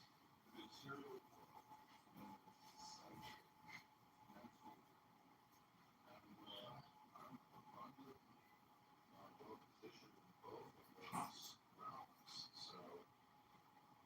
That makes me a high quality, very valuable person that can give you all types of material and emotional, psychological, even spiritual abundance and knowledge. Yeah, I get that. I mean, people can be very, people can compliment me. People could make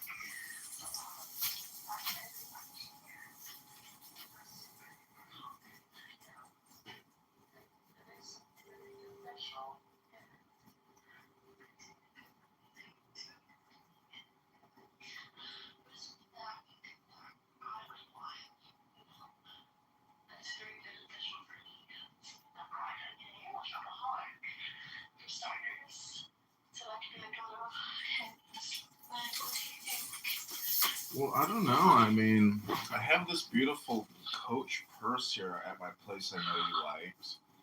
that is beneficial. I mean, I don't know what you like maybe in the bedroom physically, but like if you want me to, eat that ass and sit on my face, Yeah. I mean, Let's like this. that's beneficial. That's benefiting you.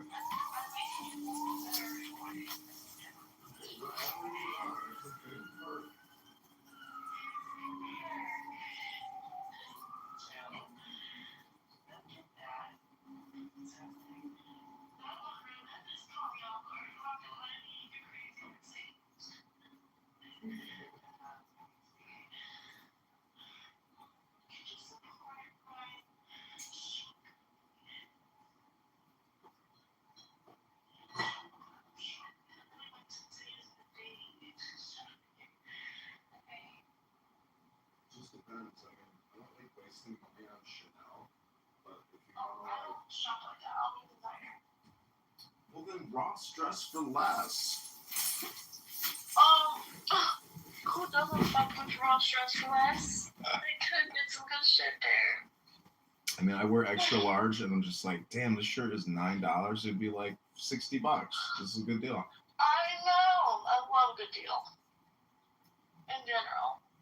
I mean, yeah, I want to support you. Like, it depends if you want like a relationship with me. I mean, I'm very supportive. Yeah, to my girlfriends. So. To your girlfriends? We can't be boyfriend girlfriends, dudes, right? Jeff, you know this. You would not. That's not impossible. You gotta. gotta. To your family? For sure, if like we're a couple, and I mean we are. Yeah, if we're a couple, how would you think they would imagine their face if I said I was 20? They would say, well, then you're like super beautiful and incredible. Like, I wish my family was like that. I mean, I would say yes, but I wish my family was like that. But they're very, very strict on my day. They want me to export at least 23 and under. Well, you just gotta look up. You gotta look up the story of Daddy and Peaches. Daddy and Peaches? I'm not looking it up. It's not stupid. Explain to me about it. It was this wealthy real estate developer in the 1920s in New York.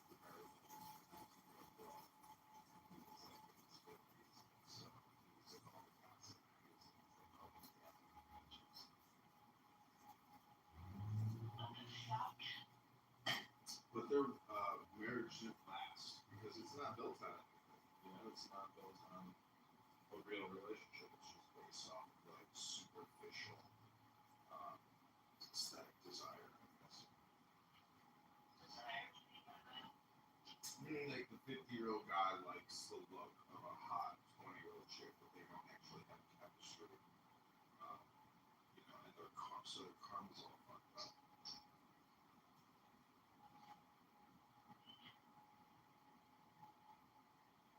It's gotta be organic. It's gotta be organic.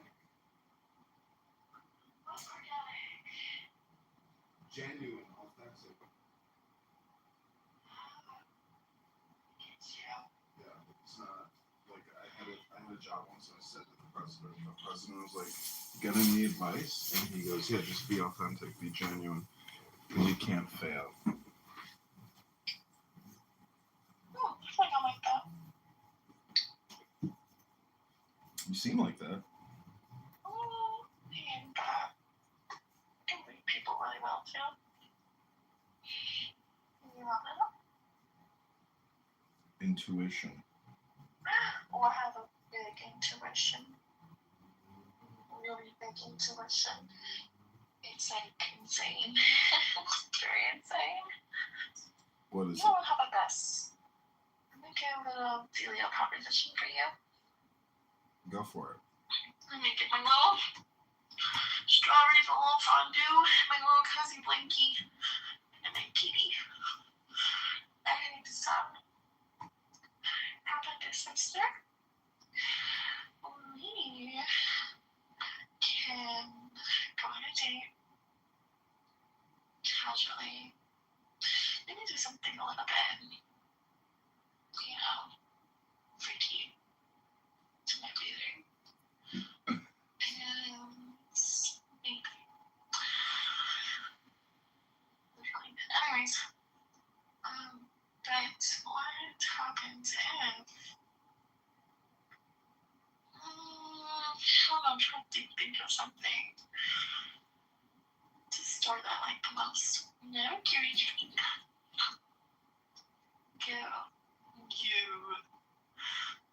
I don't know a star. You want to go to a toy store? Hmm?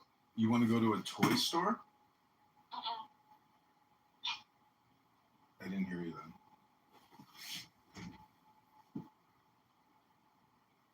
Can you hear me? Oh my god. I'm very high. Holy shit. Did you take an edible? I just did the chocolate. I did the strawberry and the chocolate.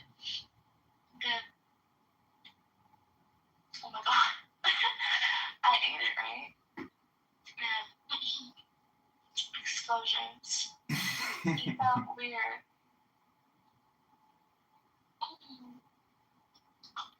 I'm still swallowing. Whoa. That was weird, right? Fuck, I really wanted to eat this. I'm so fucking high to eat this. I'm not scared. Okay, yes, we're gonna eat this strawberry. It's gonna be so yummy. Would you eat this with me? Absolutely. Oh, you're such a vibe. You are a vibe. You know what? I feel like you can teach me something in life, maybe.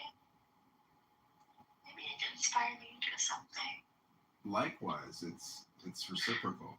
Like getting turned up when I'm like 30. To like, you're never too old to pop some shit. That's the right attitude. I love old people. They're so sweet. Some of them. But, yeah, maybe I do date someone who's like really mature in their 30s. But I like it. I haven't really dated much older guys though. Well, we carry with us a wealth of knowledge, experience, and preference. Years of it, right? Double, If yeah. I had to hear you, Double. I mean, I know, the full geography, but if you think you know something that I don't know, I mean, I'm also turned up and excited. Hold on. Sorry, my freaking cat's been crazy. I swear this might not let him out by himself. Because no one don't want to bark. Then he turned on his towel. I don't know how he did that. That's crazy. Crazy cat. Go to the room. You know he must have been paying attention. He's like, I didn't do anything. I'm here all day. Every day. Pets. No, no pets. You don't have any pets here. You're running your place. What's wrong with you? Well, I live on a vegetable garden, and there's like a certain habits, squirrels, birds, other types of animals. So it's kind of like a sort of like a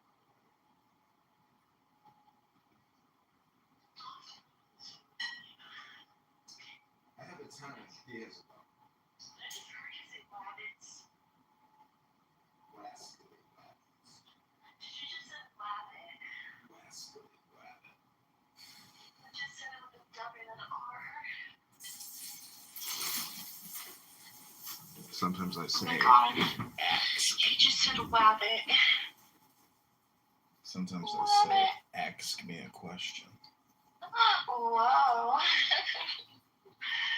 He's eating spicy. It's spicy on. That's spicy on. So you have a cat? Yeah. His name's Gary. He's my little bear. You know, SpongeBob. Ooh, I just bought a SpongeBob tank top.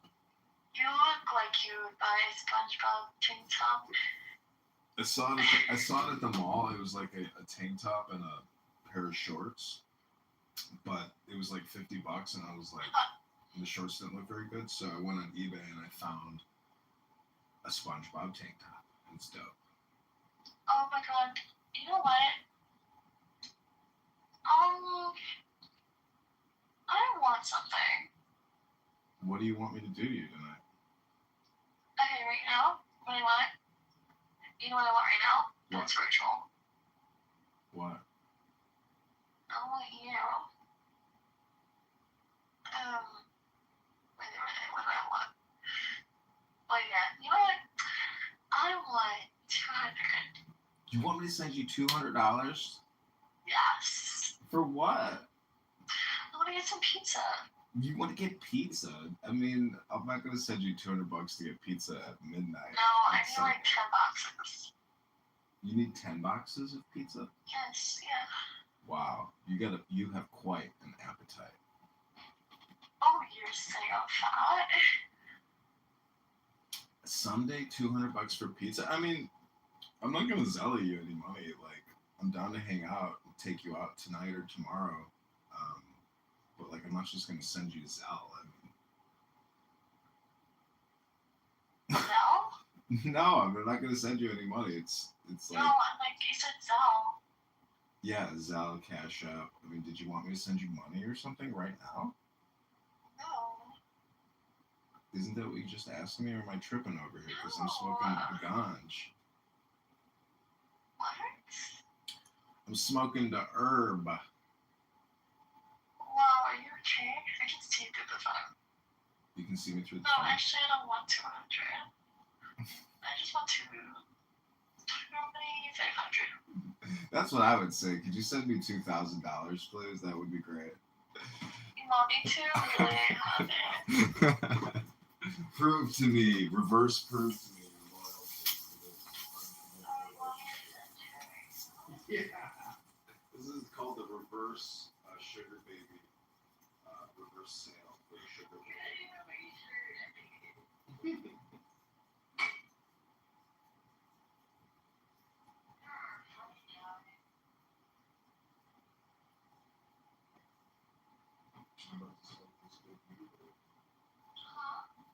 I'm about to smoke this good herb. My god, how can you have any kids? Because I was in the army. Your mom was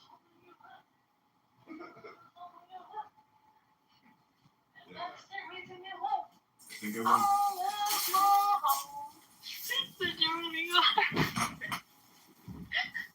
It's you. That's me. I think I got vaccinated like a gazillion times, and therefore I can't have children.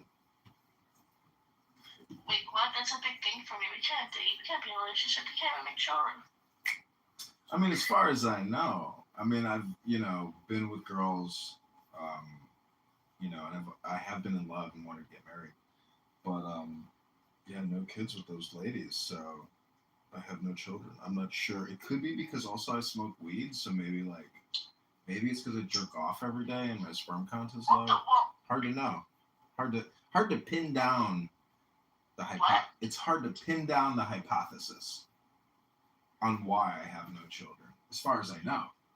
Did he just say drop? What? I beg you for his pardon. Oh, because I drop a walk every day. What? What the fuck? Not funny, stop. I mean, does that count? Like, I don't know. I don't know why I can't, produce children. I don't know. All I do is jack off 10 times a day. It's hard to know for Not sure. a problem. Is that why? Could He's be. gonna go to the doctor. He's going to the doctor.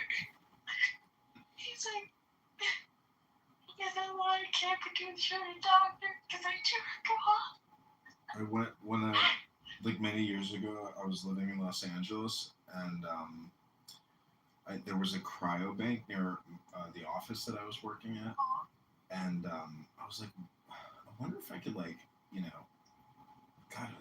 make money jerking off at the cryo bank, So they told me to come over here, give us a sample, and then they said come back in 72 hours and give us another sample. And they have a small room where they have dirty movies and stuff going.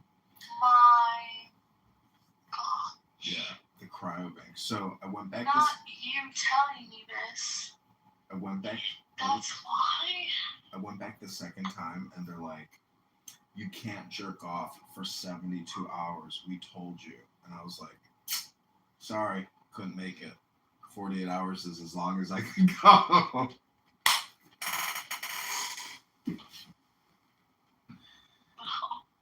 So. You do it every day? Pretty much before I go to sleep, yeah. Oh my gosh. Just puts me to sleep like a baby. Are you okay? I don't know. I think it's pretty healthy, actually. 365 times a How is year. it healthy if you can't even produce children? I'm just being facetious. I'm pretty sure I can have children. I'm just making jokes. I don't know. How do you know that you can't make children?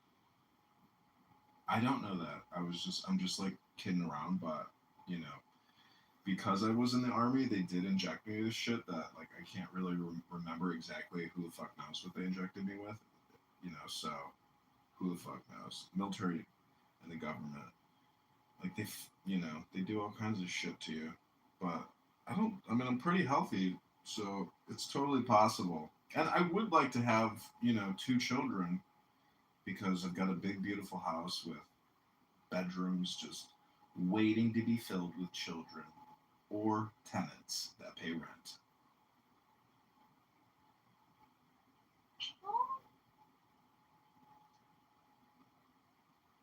You want to me? You're my landlord? You want to be my tenant? Wow, why do you sound like that? You're like, you want to be my tenant? Liliana, the rent is due. The rent is due. You know a way to pay that rent. Face down, ass up. You don't gotta pay the rent. What the fuck is wrong with you? Gosh, you're getting too turned up. TheLandlord.com. Millennial. No more. Okay? No more. Oh my bad, We I talked forgot. about this. We talked about this. You can't keep getting turned up and jacking off every day like this.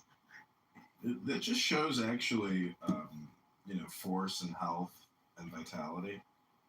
So some people might say, it's very immoral to have an orgasm every day. I would just say, just one a day?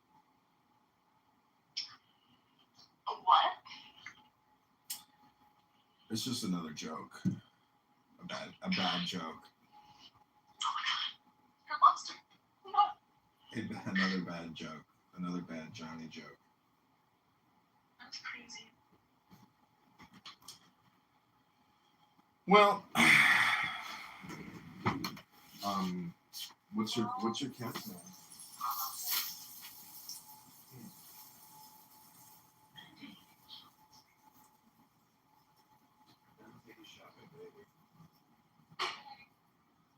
Yeah, come over here, spend the night at my place. Oh, it's the night for you. We're gonna have amazing. It'll be fun. We'll go over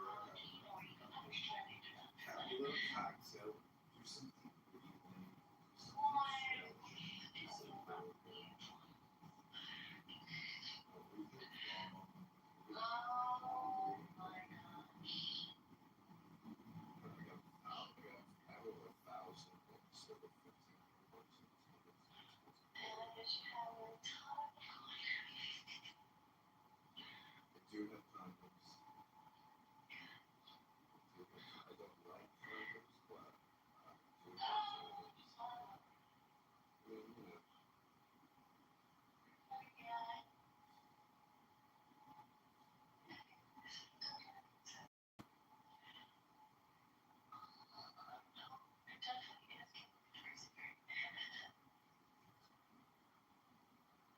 There's a Victoria's Secret near my place.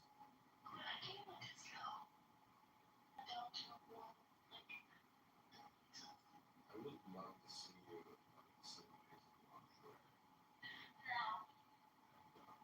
That's sweet. Like that. What do you like? What? Tree?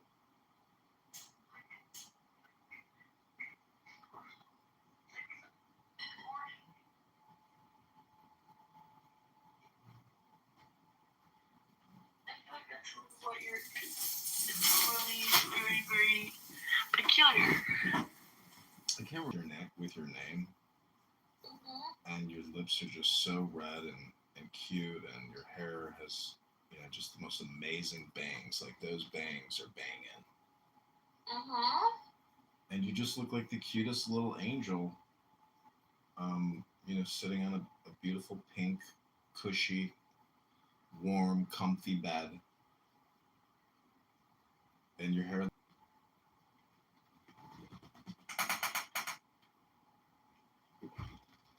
What? Okay. That sounds pretty interesting observation. Yeah, I mean, how come you don't live in the city? You sound like you would live in the city.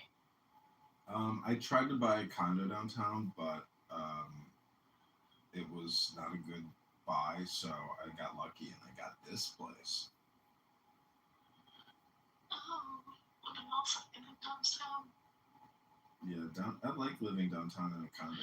I don't like going downtown by myself because like guys would like hit on me there. Yeah, without a doubt. I mean, but they're so weird and like forceful and guys are so forceful. yeah, I mean it's like men do not obtain love unless they do it with karma. It's just work, communication. That broke someone's heart. You're either heartbroken or a heartbreaker.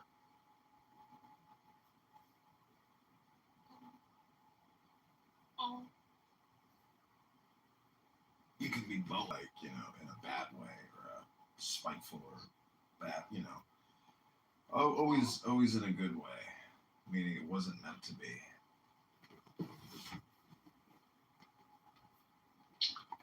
Feel the food, like the nutrients in it, spread across my blood into my body.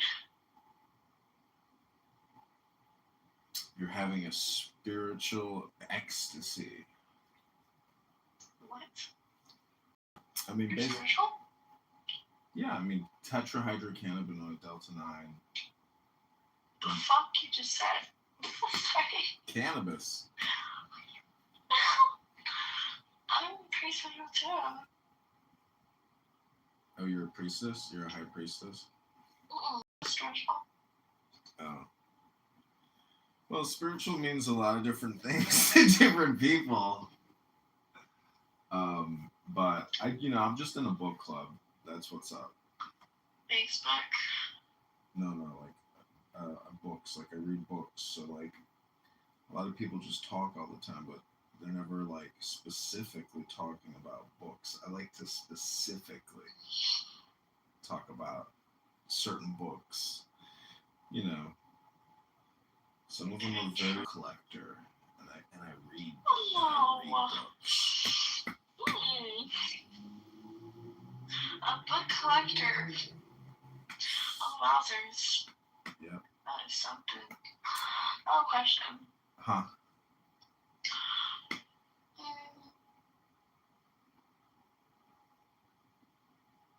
Do you? I don't know.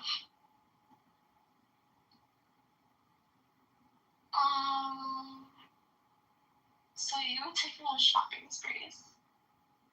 Yeah, I mean, I'll fly you to Vegas. I'll take you to Caesar's Palace. Give you a $10,000 credit card. You can just run through the mall and buy everything you've ever wanted, and then you can lay it all out in the hotel room, and you can go down to the pool and wear your new bikini, and then go back upstairs, get another bikini, and get another one, and then like the whole thing is just like a dream come true. Shopping and laying out at the pool every day, and fancy dinners at a new restaurant. The good life. La pura vida. Lying. No, I mean, I've done that before, but I'm just saying, Oh, like, you're a liar. it's not a lie. I mean, it's something you do, but it would be very expensive to do, Oh my god. 12,500 at a minimum. These things are possible. What does it come with the costs? Yeah, Everything does. Huh? Everything comes with a cost. What is it? Well, really, time is money, but some people just don't make enough money for their time because they haven't figured out what they're really worth. And you have to understand your worth, which is the truth. I know my worth. Well, let me ask you a question. If you know your worth, what would your cost be to be transported to my house tonight? To spend the night, the whole night, cuddle me, spoon me, love me, wake up in the morning, do it all over again, and then go have a magnificent brunch and lay out at the beach and go swimming and have dinner, dance the night away under the stars at the Dock Restaurant in Montrose Beach. I'd say nothing. Nothing as much as what you're offering. It's more than that. It's gonna be way more than that. The price of the brick just went up. It doesn't matter how up you go. It really doesn't. It doesn't work like that. The morals are more important here. You're an ethicist? You're an objective ethicist? What were you talking about? What is that? There's a book about Are you an alien? I speak English. I'm an advanced English speaker. I don't know. I feel like you're an alien. I'm from the planet English. We Okay, speak. continue. Continue. Well, the big concept is objective ethics versus altruism. And not many people can really explain altruism because I mean, some people can, some people can't, but those are the two big, philosophical, moral, and ethical positions. Either you're a supposed altruist or you believe in something called objective ethics.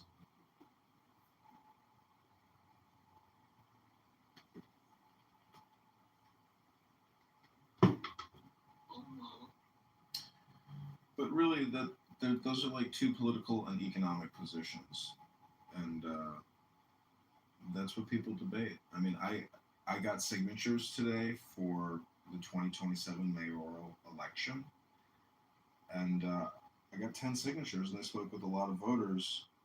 And actually, an amazing moment, I brought Thomas Jefferson's Declaration of Independence, and I laid it on top of the Thomas Jefferson statue.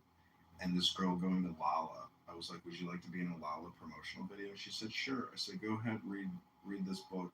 And she read Thomas Jefferson's Declaration of Independence out loud for like 60 seconds, and then she went to Lala. I was like, "Wow, that was cool." Huh? Well, I also speak Spanish, Liliana, but I'm not an advanced Spanish speaker, so maybe that would be like an option. Do you like Spanish?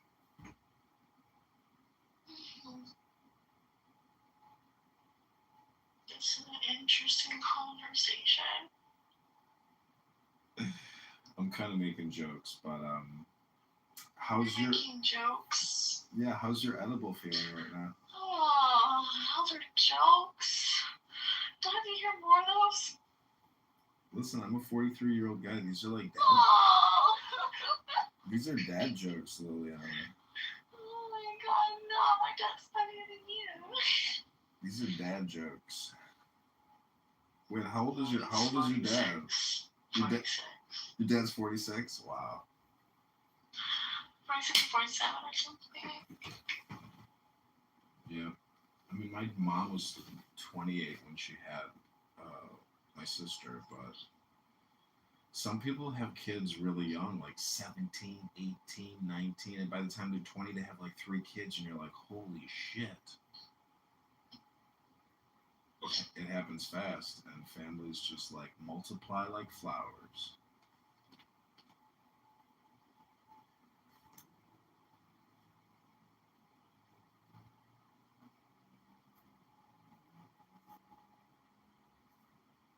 My friend has 8 kids, and his brother has like 3 kids, and his sister has 2 kids or 3 kids. So like,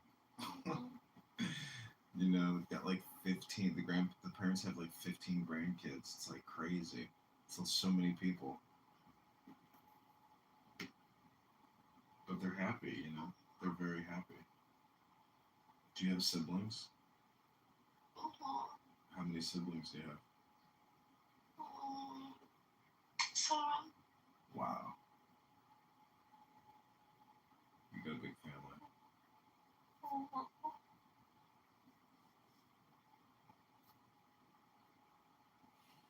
Well, I hope to see you tomorrow, and I hope all your dreams come true tonight, and you have the most pleasant, deep, relaxing. Are you high? Yeah. Yeah? I mean, I'm feeling good. I'm not like... Wait, do you think I can take advantage of you? You certainly could. You could take... Right now? Deadass? Deadass that take advantage now. Hey, send me 250. Send you 250? Yes. I'm going to send you 250 selfies. And I hope... No. Well, each selfie is worth like $10, so that's like 25. That's $2,500. I'm a famous artist. You could sell each NFT selfie for $25, $50. No. You're not part of that art lifestyle yet, though. I understand. No. No, I'm not sending you any money. In the new economy, we send art. Okay, that we could do. I could send you a $250,000 photo. I got you. Maybe you do not have to. I got you. Maybe. Okay. I'm gonna need you to take off your clothes. Take off your clothes. You want me to take my clothes off and send you a naked selfie? That would be worth No, like $2.5 million. not. That'd be worth like $2.5 million on the black market. You'd get rich. And then I'd never hear from you again. What? Black market? What do you know about that? I'm just telling you that one of my selfies recently sold for $175,000 on OnlyFans. You're a lying ass. It's a good story. Go with it. I'm just saying that if you want to take advantage of me tonight and explore areas of your body that have never been touched or kissed in such a way, you could completely melt away and feel so good and relaxed. Oh my gosh. Coming on my face. Oh my gosh. Hello? Yeah.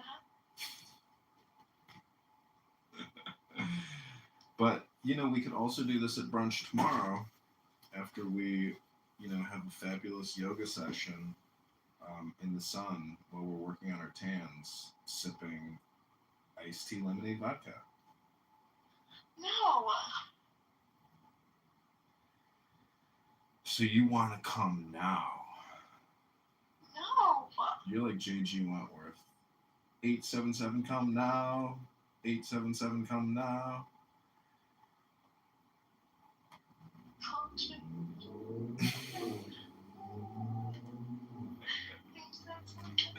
It's your orgasm. Come when you need it.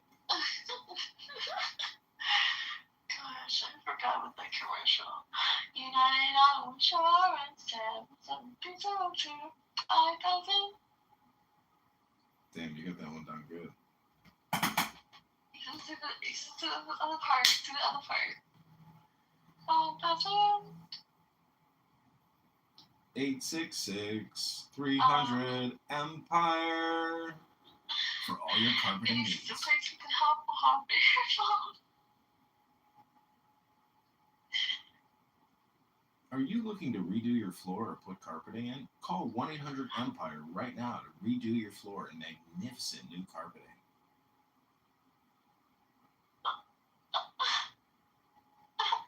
$888-2300 Empire.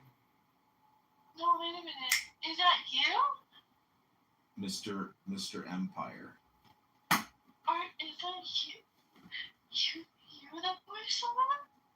No, but my friend that I used to work for, his uncle owned that company, and I worked for his uncle at a country club, and he was doing cocaine on the golf course, and he ended up having a heart attack, and he died. Very rich man,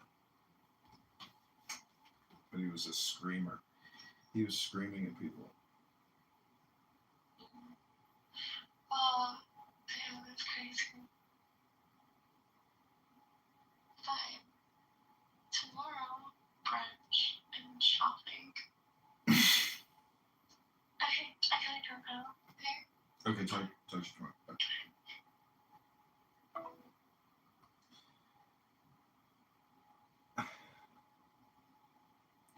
Okay, back to Clown House. Sorry for the intermission. I knew that's just another show.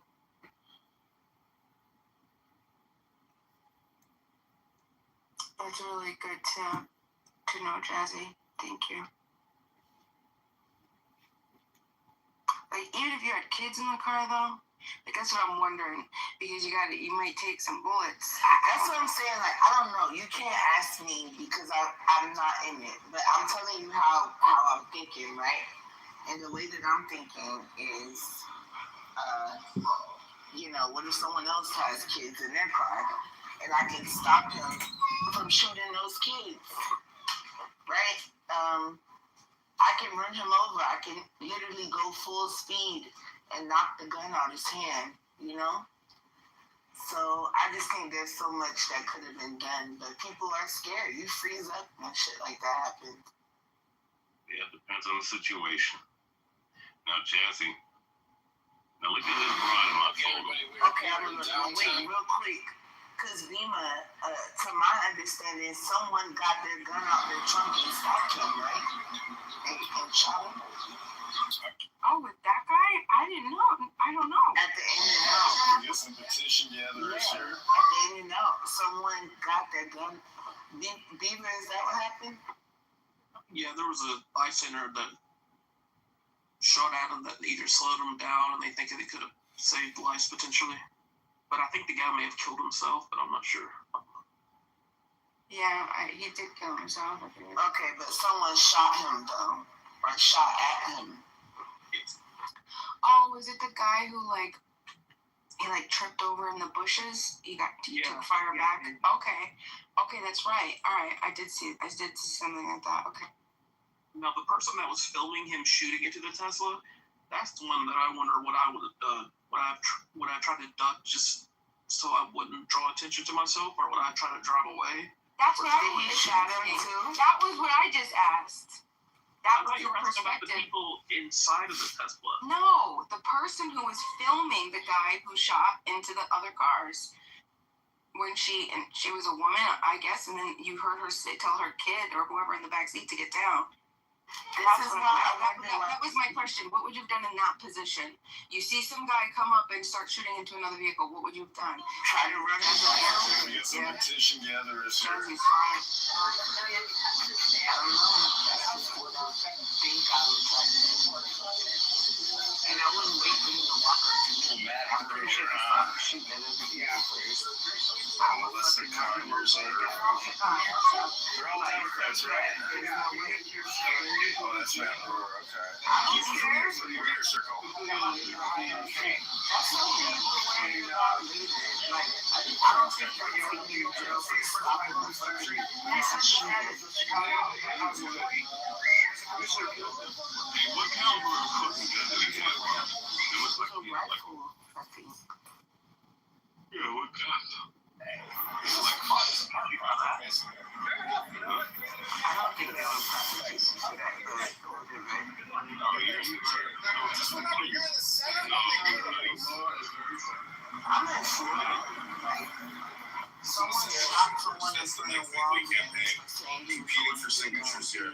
We got on the spot. We got the real estate spot. So Chicagoland, we are here in the heart of Jefferson Park, outside President's Coffee and Tap at the Popeyes. Indianapolis committed $400 million in fraud and settled with the FDIC for $5 million. I love alligators. Alligators are my favorite. Universe retarded collides. Well, he was very tired of alligator. I told him, like, bro, people don't come here and say, oh my God, I might see alligator today. Like, no one gives a fuck about alligators, man. This is John Gill in Chicago. We're live at the Jefferson Park. Congress Memorial Bus. When he was shooting everybody in the truck, the guy who jumped out by a suppressor, it was a 9mm handgun. And the training we gave for situations like this, he said, there's YouTube videos of him. Yeah, he shot him, and then the guy ran over behind the dumpster and shot himself to death. Oh, shit. So, Rich, I got a question for you. You're sitting in the This is a great place to get vehicle and signatures have where your they kid in tell the back seat. you. Your kid's in the back seat. Like, We and you got see a Thomas guy come up Jefferson and start shooting inside on another vehicle, with right in his front of you. his Right? Chicago And hat you here. start shooting inside of the front windshield of another vehicle. What do you do? So, I mean, me personally, I have IWI is really much into the street. X95 Kitover bullpup, and then I have like 3 handguns in my car, so I'm getting out with my rifle. You're gonna leave your kid in the car and just Yeah, of course. okay. Yeah, if I'm sitting out anywhere and I see somebody actively shooting, I tell my kids to stay in the car, get the car keys, lock it in the door, grab my bullpup, and I'm engaging. All right. That's why I don't understand why y'all want. This is John Kitover, Chicago Mayor. I don't know why you guys want stricter gun laws, because the only way to stop an idiot with the gun is with another gun. Yeah, we need less gun laws. But Well, we just need people. We just need people to carry guns. Like, I don't know what's the big deal. I can tell you what the big deal is. Oh my gosh, shut the, I don't want to hear it. No, I'm joking. Go ahead. This is why I can't see.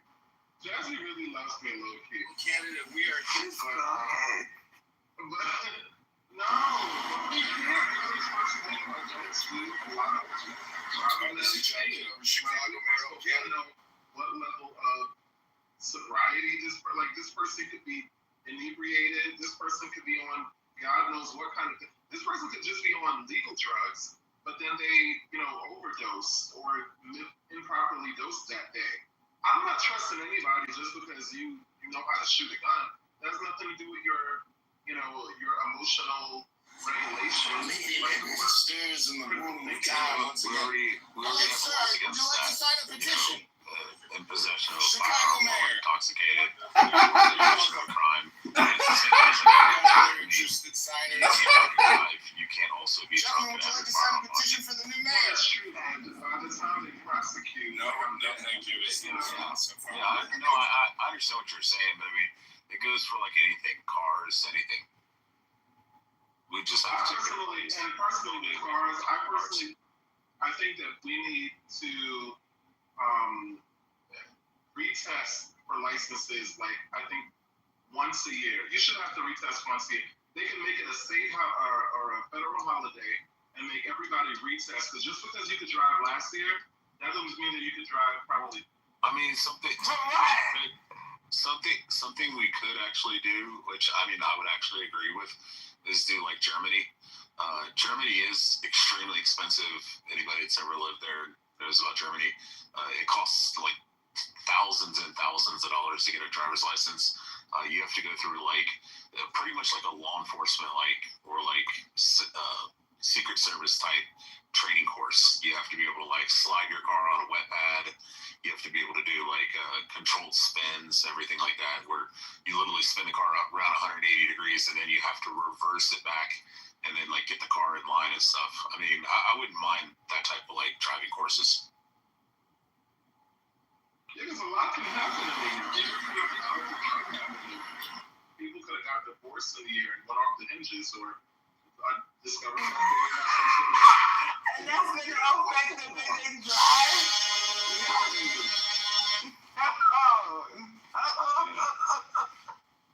Jazzy, so real quick, so you're telling me this shit on this woman's hair is not nappy?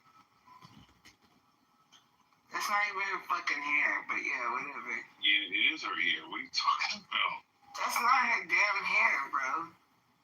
Bro? I'm a hairstylist. That's not her fucking hair.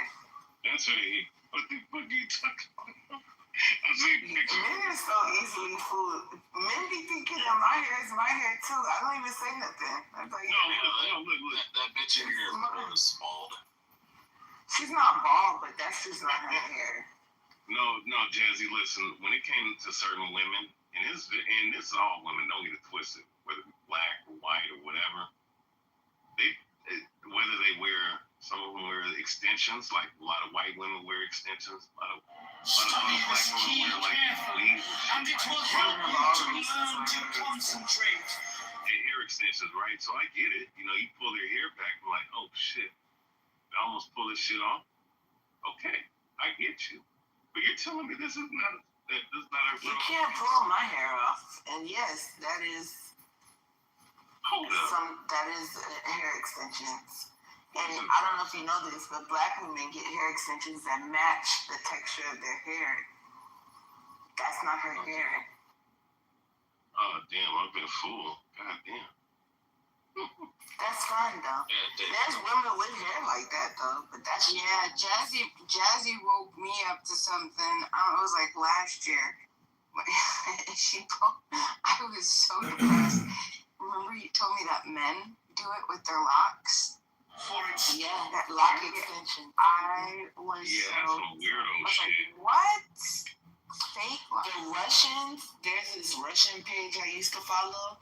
They do nothing but faux lock extensions for white Russian people. They all have fake dreadlocks. And they make them and they install them in their hair. It's the ugliest shit I've ever seen in my life. Hey Jazzy, have you seen these cats? You know how like guys like myself and other cats, certain cats have like natural waves when they're here. Now they have caps where they actually make it where these motherfuckers actually make it look like they have waves. Oh yeah, it's for bald men. It's like a wig for bald men. Yeah, it's a hairpiece. Yeah, I didn't know that motherfuckers. They also have hair prosthesis with like skin-like base. It's called It looks like skin. It's called a unit weave. Yeah, hair prosthesis units. That's weird, man. You might as well just go bald, man. You can ask Lil in New York, the Jews, they have like this really good wig industry.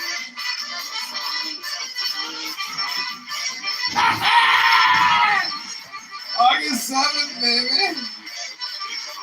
All those Jewish women you're seeing in New York and New Jersey, that's not their hair. Most every one of them. Oh yeah, they shave their hair bald. No, they just wear wigs. They just wear wigs because they believe that the hair is the most beautiful part of the woman and it should only be shared with the husband. Oh, sounds like Muslims. Hold up. Hold up. I mean, that's where the Muslims got it from. No, they don't. No. That's where the Muslims literally stole it from. They don't wear wigs. They wear hijabs. They wear hijabs or niqabs or burqas, and they're doing it to be modest to cover their hair. Yeah, Christians do it too, but only when they go in church. Well, I mean, so you go to like the Baltic States, women do it all the time. Baptist women too. It's weird when I see like a woman from the Baltic state and I'm like, oh, fucking Muslim chick. And I'm like, oh, that's not a Muslim. Never mind. That's a different type of. So wait, Rich. So you're saying that someone like J-Lo, who's on this stage right now, do wear some fake ass hair? She wears her real hair. Well, nothing says honesty like taking a piss, I knock. You have it hooligan. No, leave her alone, bro. She didn't do anything to you. Well, she was in the room. She was in the room with them fucking But what does that mean? Because she was in there. Yeah, Rafi was in Rafi. Yeah, the dude that shit, that's all I need to know. Rafi, J-Lo, who's the other cocksucker?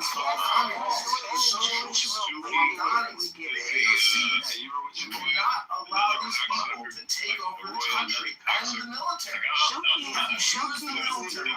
my God, Shuki's amazing. No, he's not. Oh, because all these motherfuckers are different. I just came up on stage. These motherfuckers like don't run his fucking mouth, and then I'm the bad guy for this one. It's a piece of shit. And so it's all the Muslims. That man. I love that song. Damn. So you're saying now I got full. So you're telling me this ain't her hair? I thought her hair doesn't look natural. It's too shiny. It's too high on the left hand side. Yeah, it's puffy. And it's like way real. Now, if that is her hair, she got some thick ass hair, man. I'm not gonna lie. I'm not saying it's not possible, but from my Who's the actor that plays this From role? all the black women I've dated, that's not natural. I don't know. I'm seeing this specific actor, Simone Missick. I don't know. Okay, so I seen some. Okay, so she got some straight. Well, you might say that this might be a fucking wig. But they do that on purpose so that it looks natural. But nowadays, why are we so obsessed with natural anyway? Like, if women wear natural lashes, like I feel like you really don't want actually natural, because if women just stop wearing makeup, lashes, no more women get boob jobs, BBLs, like y'all wouldn't actually really want that. Like I think you that's not true. glamorize natural. Right. People don't actually. Ray, can I ask a genuine question? When you transition, is this the way you're gonna do your hair? Yeah, so Jazzy, you're telling me that this woman's here. So I mean, because I'm looking at some other pictures of this bride. So yeah, I don't know, it might be a real hair. You dig what I'm saying? She a thick one. You have the picture up. Yeah, I got another picture of her outside of that. That's not her hair. Oh fuck. But that's okay, bro. You can see her real hair at the top. It's a different. Oh, that other shit is extended. Okay, gotcha. But I mean, it looks. Yeah, you can see her natural. At the top. Right It there. looks natural. But I don't play that shit. If I'm gonna put some weave in my hair, it's gonna match. She's Like, you're not bald. gonna see no disconnect. That's way Crazy. fucked up. No, she's not bald. You said that about me. Oh, most black women do. They're male pattern balding. Oh my god. Male pattern baldness is in the middle. Yeah, it starts from the front and it makes its way back to its middle. It starts from the middle. It goes Oh, to the okay. back. Well, whatever the one is where starts the receding hairline, is that what you thought, I guess? No, male pattern baldness is like the horseshoe, homie to Oh, okay, yeah. Yeah. That's just like a receding hairline. No, it's not. Her hairline is way the fuck up. But not everybody has a see how far back Teresa hairline. Her hairline's almost beat the back with her ears. Like it's close. That could just be her wearing natural hair. It's not. Yeah, that's shit. what I'm saying. That's what I'm talking about. I'm saying a lot of black women have that. There's a big giant ass forehead with a hairline that goes like almost back to the ears. Oh wait. Okay, I found another picture of this bride. Let's see. Okay, let's see. 1 second. Let me pull up this PTR. See if it'll let me. Okay, so 5, 4, 3, 2, 1. Is this her natural hair?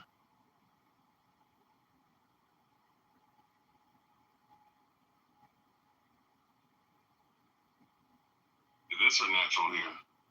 That looks natural. Let me see. Not that ponytail. Oh yeah, that's true. Her hairline looks natural. Not that ponytail. That's what I'm telling you. Like, even white women do this. They'll put their hair back and put on a fucking drawstring ponytail. Like, you're never gonna know. Oh no, they do. They do. Men just don't. I don't know. Now I'll say this though, Jazzy. Them indigenous women of America, they got a lot of times they don't go bald like that. Yeah, because they don't use shampoo and shit with chemicals. They have beautiful. And you said, No, you missed it. I really just came. They argued again tonight. I don't believe it was a fair fight. It doesn't even Holy shit. stage. Holy shit. Discretion. They're fighting unleashed on that brother. Well, I don't even brother. That person. Oh my god, They yeah. argued again tonight, though. I won't even call him a man. Doctor, hey, it was a great night, man. The whites really showed that they ain't really no different than we is. Yeah, y'all can stop all that fake professionalism shit, man. They code switch, too. Hey, y'all just as fucked up, if not more, because y'all been having to fake it way too long. Like, at least we are for the most part, you know. We can tell you we don't give a fuck about shit. Y'all got to act like you care about everything in your life. Fake and shit. Rob, you got cats like Viking who are potato niggers, man. You know, of course. Wow. Potato niggers, man. No, I won't never give a white that name simply because they didn't earn it. And when I say earn it, I mean it was fucked up the way we earned it. So I won't give a white that benefit of calling them that. But I I get your point. Yeah, no, I mean, I'm just saying that's what they call them Irish folks. You know what I mean? Well, they ain't us. Depends on which Irish people you're talking about. That's another story. I mean, I know there's just some tough ass Irish people. Look, it's some whites that are probably way tougher than this. No, Rob. I'm talking about lineage wise. There's some fuck. Now I will say this. No, I will say this. Wait, when McGregor, they ain't on this app though. I'm gonna say this. McGregor is one of the dudes I'm talking about, but specifically though, when McGregor McGregor beat the shit out of a lot of niggas, man. So they ain't. All right, Ray. If you click on my PTR, I edited that lady's photo. That's where my mom's hairline is. So like, that's what I'm talking about. Like how the hairline goes farther forward. If you see the black line, that's kind of your mom as pretty as this woman. Yeah, my mom's beautiful. To you or to everybody else. But a lot of dudes used to talk about how they want to fuck. All right, look, because I grew up with the fine line, so I know what they feel like. A lot of people think their mom is beautiful. No, everybody I knew and shit growing up in high school. I mean, she's 6'3" now. I was seeing somebody post their mama on their birthday or Mother's Day, be like, "Happy birthday, the most beautiful woman in the world." Sometimes I want to post, where is she? No. Yeah, a lot of dudes used to know that. Oh man, your mom's fucking fine as fuck. I want to fuck the shit out of her. Hey, look at my name. Look at my last name. Let's see. Gillette. Now, mind you, I grew up in the era of Gillette razors with the fine mama. So I had to punch on a lot of people for saying Gillette the best a man could get. I feel it.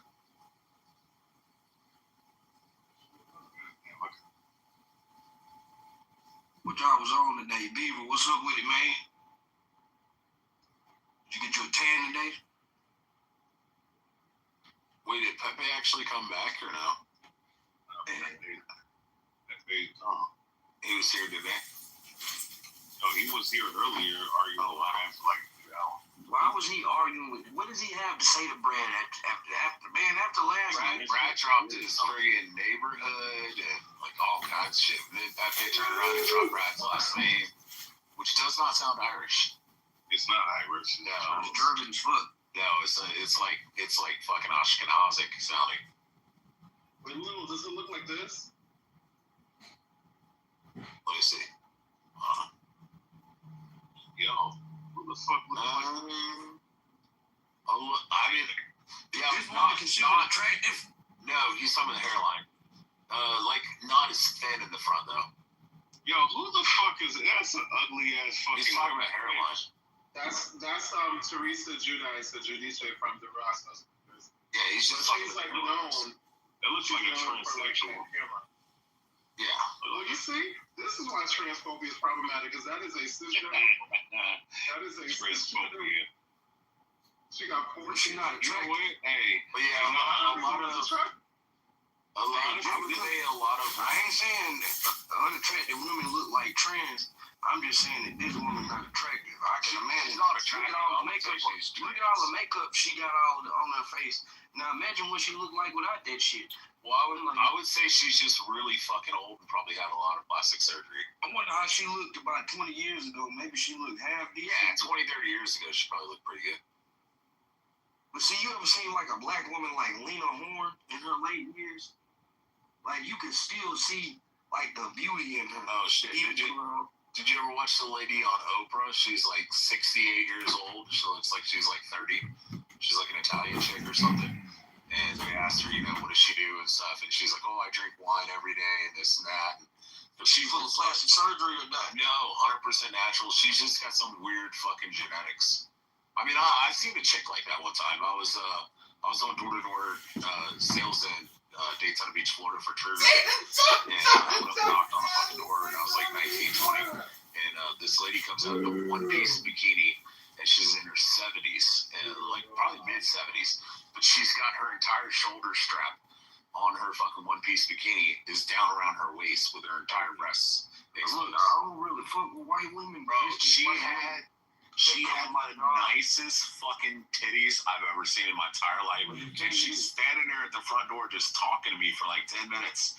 And I kept like gesturing down like, yo, your shoulder strap's down and your entire breast is exposed. You should have told her that. But I did. I told her, I was like, hey, miss, I'm like, you're, and she just looked at it and she kind of shrugged her shoulders and kept talking to me. I signed her up. But she had like the most supple, fucking beautiful, like, they look like 18-year-old, like, supple titties. So, I mean, you sound like a creep. Dude, if you've never been 18 and seen 18-year-old supple titties? Yeah, but I'm a grown man. And I know, but you remember what they look like. We're not talking 40-year-old fucking women titties. Hey, look, I like 40-year-old women because I'm 40. I mean, I do now because I'm in my 40s, but and even if I was 18, I probably would have still. I appreciate it. Yeah. Look, it's this white woman that come to my job about once a month. She works in Houston, so she'll stay at our property. Now, look, I see some good-looking white women. I ain't saying that I ain't never seen attractive white women. This woman is probably about 56, 57. I don't know if she got them Botox injections or not, but she look good, and she like flirting with me. And if she flirt with me this week, I'm probably gonna know. You don't check that, huh? I'm gonna probably let her know. Yeah, a lot of it's just genetics, though. The Asians and stuff like that, they have a wall. So most Asian women, until they're like 65 or something, look like they're fucking 25, 30. And then they hit that wall 65, and then they become like 100. I don't know. I just see a lot of down badass people, man. Well, you know, yeah, I have an Asian brothers be looking like 25 and they're 45 and shit. Oh yeah, I know Asian chicks that are like 59, 60 years old that look like they're fucking 25, 30. I wonder if they got some good coochie though. They do. They have the best coochie in the world. I can't agree. Oh yeah. Well, yeah, since they like to bathe and they eat fucking natural. Yeah. Because they like to bathe. I want women to bathe. I'm not with the smelly coochie. That's not appealing. So there's a thing that East Asians and South Pacific Asians, 80% of Asians in general, like when it comes to like Eastern Asians, 80% of them possess a genetic mutation that causes them not to build bacteria, so they don't have body odor. So like 80% of Asians, in their armpits or something like that. Bro, my wife can run on a fucking treadmill, go to the gym, everything, come home, and her fucking armpits and has zero body odor. She's never experienced body odor in her entire life. What is it? Because I eat. It's a genetic mutation. It comes from like Genghis Khan and all that. It's like a Mongolian thing. That's what it's like 80%. Yeah. Because Genghis Khan fucked his way all the way through Asia. He did his thing, man. He left a real mark. Yeah. I think they said like at least like 1 million people. It might be more. Right. But and I know the Hebrew Israelites are gonna chime in, but go out to fucking Cherokee, Oklahoma, and go out to Cherokee, Oklahoma, and look at those motherfuckers and tell me they're not Mongolians. They literally look like fucking Mongol. They look like, if you didn't know they were like fucking Cherokee, Oklahoma and shit, you know, because they didn't intermix with the whites and shit, and you know, other groups and stuff. So they kind of like were segregated there and on the reservation. They say go look at some people on the reservation in Oklahoma, and you will say 100% they're fucking Mongolians. Hey, so the number is, they said that this was a 2003 claim that 16 million men, or 1 in 200 men globally, are direct male line descendants of Genghis Khan. Yeah, it's pretty much all but Asia. It may be a little more overstated, but point is, it's definitely around 1 million plus descendants of that man. Yeah, he was fucking like 50 times a day or something. It was insane. Well, no, I mean, he was an Ottoman Turk. He was a Mongolian. He was Mongolian. No, he was a Mongol. Yeah, Turk. Yeah, he was a Mongol, and what definitely looked like a modern Asian. Like also the way that he reduced the population and increased the population with his DNA was what ended up happening is when Genghis Khan was a kid, the raiders had invaded his village and they killed all the adults, and then they took captive and left a bunch of the kids to die, or they took them as captives and they raised the kids as captives, but they killed their parents. But Genghis Khan said that he learned from that, and he said the only reason that I'm alive and the only reason that I'm so powerful is because they let me live. So when he would go in, he would wipe out all the men and women and children, and then he would just keep the women as slaves. But he would just whatever women he didn't keep and shit for himself and impregnate, then he would just wipe out all the others and all the men and all the children.